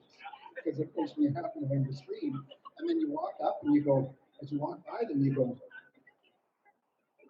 and then everybody goes and looks at the name tag. And John, so you built this great presence. You and I were talking earlier about becoming an internet celebrity. And, I actually do hear that Wayne Newton's going to be standing over there and asking you to be on stage with him today. Seriously though, but you built quite a presence, and part of that was from your drive. It was Drive Across America, wasn't it? It was actually Charge Across America. Charge Across. Sparked by Fleet and Charge Across America actually approached me, and I had the opportunity of doing a cannonball run style race from New York City to Los Angeles, California. With a twist, we couldn't go over the speed limit, but we were also driving fully electric vehicles. So charging stations, flying the distance, finding where you're going to charge. We weren't allowed to charge overnight, so it was unique. There was some very strict guidelines, but it was a on camera all the time, which was very unusual. I had a cameraman in the back seat, a camera right in front of my face, all the way across the country, with someone that I had never met before until the beginning of the race. But I learned a lot about the infrastructure in our country and how not ready we are yet for fully electric. So what you're telling me is you suffered range anxiety. There was moments of sheer terror that goes along with that. Range anxiety is real. It really is real. So they didn't have a pickup following you with a battery? Just kidding. No, not really. So speaking about range anxiety, people, analytics world is all about that sort of thing, correct? And it isn't the exciting part of the car business. So, it's generally the first four letters, which I will not repeat because some point this will be broadcast somewhere and people are listening. But what is the most exciting thing about analytics? Well, the exciting thing to me is our passion is taking data. It's taking it and making it digestible so you have intelligence possible. It's fun to go to a dealer or a provider or agent and help them spot opportunities to grow. I see a bump every time I provide information, so that's really rewarding to me. I did it at the dealership level for myself and dealer principal for years, and I'll be able to bring it everywhere and make it really simple with a really nice user interface like that. It's just rewarding. You open people's eyes to what's really happening, taking the emotion out of it, making it love. Sure, by all means. Now, the question is this. Earlier, Glenn Lundy was here with my colleagues in another broadcast. I won't mention their name, they're too cool. But seriously, he mentioned Saturday morning sales meetings. How do you make analytics exciting for salespeople on a Saturday morning? You just have a leaderboard. Here's where you stand. There's 15 salespeople, and your number is 14. What do you do to change something? Competitive group of people. So that's easy. You don't even really need to talk about it. You just post the numbers, and you let the competitive nature of salespeople. But how do you get them to understand KPI? That's a good question. And, that's the battle. And that's kind of how we've changed our model, frankly, is we were providing intelligence that was very intuitive to me, but not everyone knows what to do. So we kind of added to our team with people that came from the F&I side of the business that actually took the data and made it actionable and made decisions and trained with it. So we're bringing that perspective beyond just here's a platform, here's our knowledge, and here's our ability to coach it through. Perfect. And Don, what's your opinion? What should dealers be looking for? Because ultimately, this is a dealer show. I haven't seen a lot of dealers yet. It is too many of them were out last night. But what do you recommend a dealer to do to get the most out of the show? It's big. It's in 2 different halls. You got to walk. Well, I actually talk about that.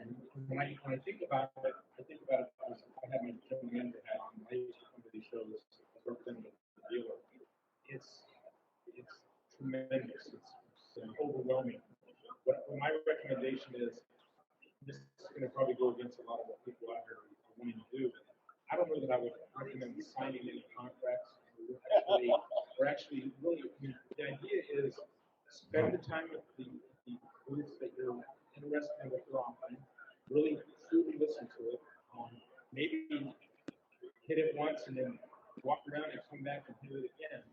And then take the time to digest what you're looking at. So I know in my role, I have obviously Don Brady Consulting Inc. and then I've got the Vice President of Dealer Success right now.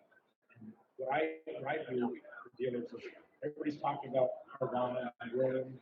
I actually can help our dealers become Carvana or Room. I give them the shipping button on their cars. The customers can push a button and get an instant quote to ship the car from the dealership to their house. And I don't charge the dealer anything. So come in here with an open mind there, because the guys that are saying that the internet's a fad and it's going away, or that Carvana is just going to go into business and people aren't going to buy cars online. Not really true. They're actually doing this. Well, it's very funny. I'm surprised. It's a great term. I'm surprised, but so many people are saying the same thing you just said. The internet's going to go away. Maybe they didn't think of what we went through. What's the same thing? Same question for you. What's your recommendation for a dealer here? Because of course, all of us are ex-dealers. We're trying to figure out why we love it so much. We are excellence, but what's your recommendation? Yeah, I think if you find yourself roaming around a lot, so I always think look at your stores, your dealership. What are our primary needs? And I need to find a solution for 2 of our biggest challenges, and then try to find something new that you can exist to focus on 2, maybe 3 needs you need to address. Spend your time there, and then you're going to stumble across something new. Don't try to see everything. Well, we have a lot of trainers in this business, and they train from all sorts of. I wonder if we should become trainers and train the dealers how not to buy things, because frankly, dealers are salespeople, and even if they've come up from admin, from fixed ops or anything of that sort, they become salespeople, and salespeople are the easiest sales. And what one thing do you want to see here? What is one person, one product, one customer that you want to meet here? Yes, I know you're not going to try and sell them, but who do you want to build a relationship with? Well, this may sound crazy, but I was real excited about the first group I visited is Paul. So a lot of these folks that deal with policy are good friends, from Travis to Ryan to Mike to Greeny. So I mean, really, this is the first group I made it to of the show. It's where I want to go after I finish this podcast. I'm going to be back over to talk to these guys. But and I didn't want to do that, but there's a lot of people that I want to see. Melanie Gordon actually walked by, said hi. I had to find her. Right when I got on the podcast, she was walking by smiling. So I'm looking forward to meeting her.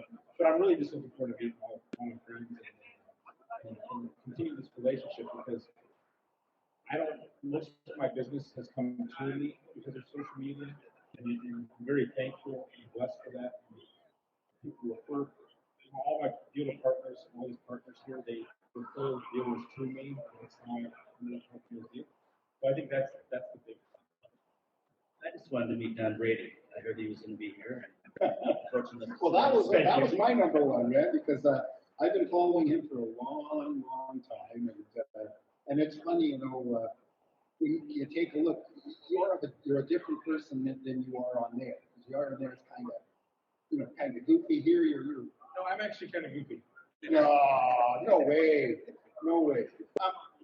So you mentioned, very interesting. You mentioned Melanie, and Melanie and yourself, and so many people here that we can actually throw these names on and become celebrities. Literally, is it a good thing? Now, I know it's good for your business, but would it be good for you? You know, we got you on there doing TikToks and stuff, and I don't know about that, but you know, what is it about that, in your opinion? Well, first of all, the people that say that I'm an automotive celebrity, I think it's a little boring. I'm just me. That's when I'm on social media. I'm just being myself. But I mean, it's kind of neat. Like, I mean, I still get starstruck. I mean, the first time I met Melanie, I was starstruck, and I'm sure I will be. This will be the second time I've met her. I will be then too. But it's weird because as I've been doing the social media thing, and I go into a car dealership, I had one that I was in West Virginia. Salesperson literally ran across the showroom and picked me up off the ground, and then I'm so excited. I want to come out and see my van and take pictures. And then, but then he took me to his general manager and said, "This is Ron Brady, the guy I was telling you about. We need to do all of our shipping through him." And I've been shipping ever since. So for me, being recognizable is fantastic. I don't want to become infamous. I don't want to, you know what I mean? I just want to. I want people to realize that who they see on social media is who I truly am. When I do a video and I stutter or I stumble with my words, I do one take. So if I mess up, I mess up. That's who I am. I'm human. So there's people that I've seen that are somewhat phony. I don't ever want to be that guy. Yeah. So do you have plans to become an internet celebrity? I had no plans. Why not? A good-looking guy like you, and you know. I'll stick to this kind of stuff when I'm invited, but no celebrity. Yeah, by all means. And you know, but it's funny how the power of that, because you know, whenever we have a show, we're every Monday on Zoom, of course, and live on LinkedIn and Facebook. Nice one. Yes, thank you. Thank you very much. But we find that we get people on who you know, through me and my partner, and there's all sorts of people, and there are people that come on and go, "Oh, thanks, man. I really appreciate you thinking of me." And I'm like, that's great. That's super. I just feel superb about somebody thanking us and liking to be here. So it's very true. You mentioned walking into a dealer, and the dealer backgrounds, but always drove me crazy. It drives me crazy when I walk into a dealer. I don't have anything to promote to a dealership or anything like that. But if I walk in, and the number one thing that bothers me, the number one thing that bothers me when I ran dealerships, is walking into the showroom and being totally, utterly ignored. And a fellow that I'm connected with on LinkedIn made a post the other day. He was looking for a car for his wife, Michael Sorolla. And he sent out some leads. I think he said he sent out 5 leads. But 2 autoresponders and 3 ignores. Then he decided to expand it. And I think in the end he put out 50. And almost no reaches. He did everything. Gave phone numbers, gave everything. How are we going to get around this? And it's not leads, it's not walk-ins. How are we going to get around this as a business?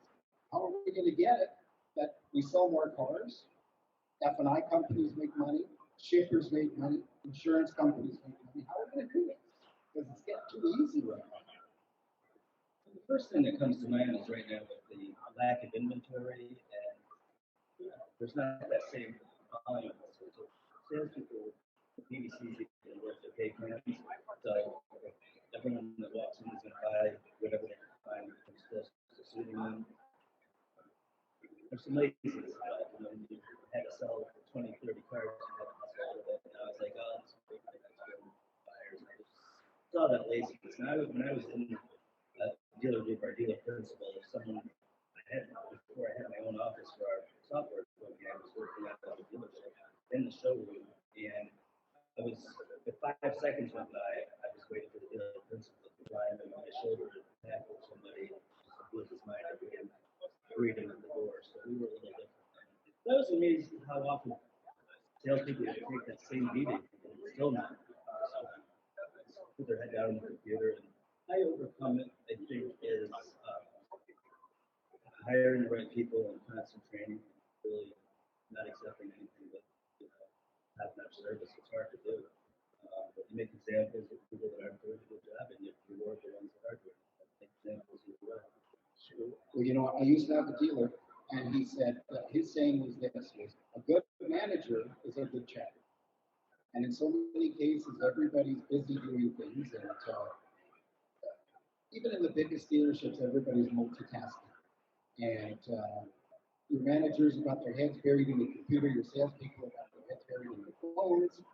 A customer, they get the lead. And in the old days, I go back to having rotary dial phones in the dealership. And the receptionist would call sales line 1 or sales call reception because there's no line 1. I had a pen sticking into the thing, so I dive over the desk, knock the pen out, and then it would dial as I picked it up and hope it was the first person. I'm not seeing that today. And what are you seeing, John? Because you can rent to dealers, obviously, a lot. Yeah, and honestly, the lack of intensity, I hate to use the word laziness, but that's the right word. And it's the facts. They're making all of the board right now. I think the lack of inventory is more of an excuse sometimes. I think the intensity still got to be there. I mean, every single customer is important. They need to, and again, that like you said, it comes from training, it comes from, even when I was a general manager of the store, I would take it up if I had to. Or if it's up, if it's to be, it's up to me. I mean, that's how I felt. I always felt that way. And you want your team around you to feel that same way. And if everybody are all aligned with that same mission, you're not going to have customers go around the And I'll make you bet you had dirty shoes from Wash Your Cars too, because you didn't get a delivery, right? You remember that one. So, what message do you want to send out to people here at the show, people watching the AutoHub show? And just what message do you want to give out, not just about the show, business in general, even vision? That's a great question. I guess the message is that right now, for a lot of folks in business, in the car business, things can start to get easy. I lazy, but things are easy right now. Some are using the opportunity to really improve and enhance their processes, whether it's analytics or it's training, and all they kind of go hand in hand. I worry for those that aren't taking action to do those things right now. Things eventually don't have to get away, whether it's economically or just there's, during the inventory again, and there's, margin compression comes back and those things come prepared. Short memories, you can forget what you have to do to survive, and it goes back to that every couple of years. And so that is there now. So focus on your business now while you have the time and the resources financially to make an improvement, so you're ready for that phase of the business. It's funny. I'm of the opinion, and every time I say this, it just shoots me down. But I do believe that overnight something's going to happen. Like not tonight, obviously, but overnight, all of a sudden, plants are going to open up because I know everybody's opening chip plants that are going out of style, and not all of a sudden, but suddenly dealers are going to say, we're giving product. And by the way, if you want a Lightning, you're going to have to take 27 F-150 XLT two-wheel drives. And, it's a good point. You got to be prepared. It is too easy. I don't need to pick on people that try to be positive. But, every time you do this, I know Ian is not here, but he tried to buy a car, and boy, oh boy, it took him, a car guy, it took him a year to buy a car because people weren't bothered with it, and they knew him personally. Tell him what about yourself? What big thing you want to see here for people, for recommendations in the show? Well, what I want to say is to your audience and everybody out there is, I want to first of all say thank you to everybody that's refer anybody to me. I'd love to continue that. I'd love to help all of you with your businesses if I can. And as far as the show, I mean, again, we talked about be real positive, be open-minded. You need as many people out there as you can. Really look at what their businesses are offering the dealerships, because there's a lot of neat concepts here. I think we're going to find again, just don't be closed-minded, because I think closed-minded when you get left behind. Well, you're right. There's so much stuff here. Like I walked around yesterday. I've only been here today other than I've been great. It's intimidating. Like there's some places you walk in, and if I was a dealer, I would turn and walk away because it's like, man, this is a nice group. They got some good stuff. How do they afford it? and John, actually, you mentioned referrals.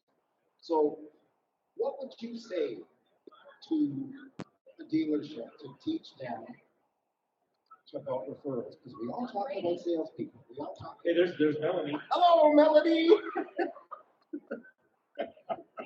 Don was just saying how much he likes you, how he has to come and visit you, and he admires you, and he thinks you're the nicest person on the earth.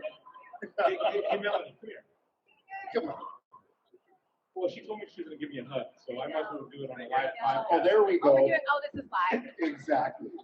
So good to see you. Melanie Borton, everybody. Live at NADA, the AutoHub show. So getting back to the boring stuff, now that we had, a nice interlude,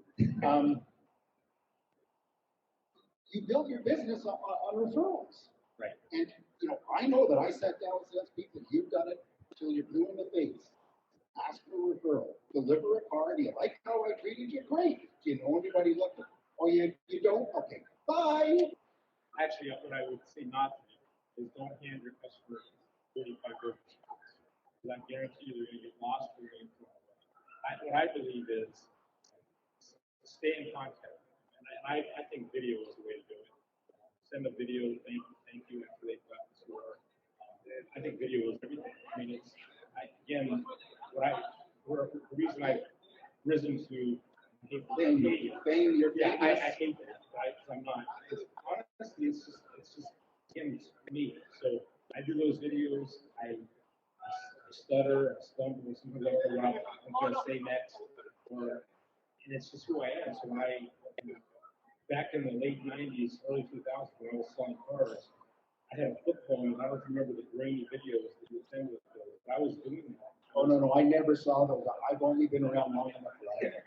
But I was sending out videos, and really just all I was saying is, hi, I'm Don Brady. I was introducing myself, and I might have a car behind me that they were interested in from an internet lead. And when it came to the store, it was different because they would walk in and they would walk up to me and say, hi, Don, thank you so much for sending that video. So after they left, then I sent them a video thanking them. And I think that memory was better than even a handwritten thank you card, which they should also do. And what's really impressive is if you did it on a flip phone, it took them 45 seconds to 2 minutes to download that video. Yes, so you had to make it short. I think it was 15 to 25 seconds is what I would try to do. What I love about social media is I'm memorable. It's not about being. I'm not famous. I'm memorable. Really. As I walk around the show and I keep saying, hi Don, hi Don, hi Don, it's because I'm memorable. I'm not a celebrity. Melanie Gordon, she's probably a celebrity. She's a big time celebrity. She's reached that status. I haven't, and maybe one day I will, but if I do, what they're going to get at the end of the day is the same humble Don Brady that they saw 2 years ago. Well, I don't know if you get picked for the drive the $2 million electric car down through Germany, and you're going to be doing it with I don't know, Schwarzenegger. I think you might change. I would fit in the car. I would probably go. I would do that. Who would turn that down? So Peter, as we're slowly wrapping up here, you're obviously a vendor here, and you got to do it. And how do you make yourself stand out from everybody else? Because there probably isn't any other analytics company here. There's probably no other tech companies here. So, there's nobody to compete against. But actually, it's funny. I really believe the car business, especially with companies like Tesla, Rivian, is less about cars and more about tech. And how many of these which you almost experienced, if that car runs out of battery, there's nothing. You can't even shift it into neutral to push it off the road, can you? It's not quite as easy. It's not quite as easy. So sorry, Peter. How do you stand out? How do you get your message across? And not, your product. And honestly, I don't know your product. I've heard it's super awesome. But how does one go about doing that? It's, again, I was talking about relationships all the time. It's like, there's flashing everything out there. It goes well beyond the platform. It's what backs the platform. Remaining nimble as a company, and the knowledge of people that we bring on board, and we're very careful what positions what they can bring value with their knowledge of the industry, sharing that knowledge. And it's not always a consulting fee or doing charge this for an hour on web screen share. It's we're going to back what we offer with our knowledge and support and be a partner. That takes time to develop that. The business is when that way stays. That's kind of how we're growing organically. And it's very true because the business, while turning very techy, is also turning into real business. And we're losing the days of the second and third generation dealer. And we've been with Chevy for 112 years. And when this show was about stuff you can touch, stuff you can feel. Not about numbers. Right next to us is the Kurt Reynolds Bandit truck. Like, how awesome is that? But it's definitely not the car business. So thank you. Gentlemen, I thank you both very much for taking the time to join us. It was an absolute pleasure to meet you. I quite enjoyed it. If you have anything, my favorite thing was parting comments. Anything you want to add? Any additional value other than ship your car now? Well, I just want to say again, thank you for letting me come on the show, and thank you for all your viewers out there. I'm here to help. I'm here to help. Thank you. And yourself? Just a thank you. It's a great community. It's a big community, but sometimes it's very small and intimate at the same time. Just great people. I love being part of it. Thanks for having me here today. Well, thank you very much. And my final saying other than come check out the AutoHubShow.com, and of course on various platforms, is the best thing about the car business is this. It's a life, and I think you'd agree. Anybody that's tried to get out of it comes back into it. And it's not because it's easy, because it's the same goes, it ain't easy. But thank you very much. Thank you again. Thank you, everybody. Thank you, everybody out here. And I hear there's a guy here who's street buying ADs. He said, we got to talk. Thank you. Thank you for being in the quality booth, too. Thank you.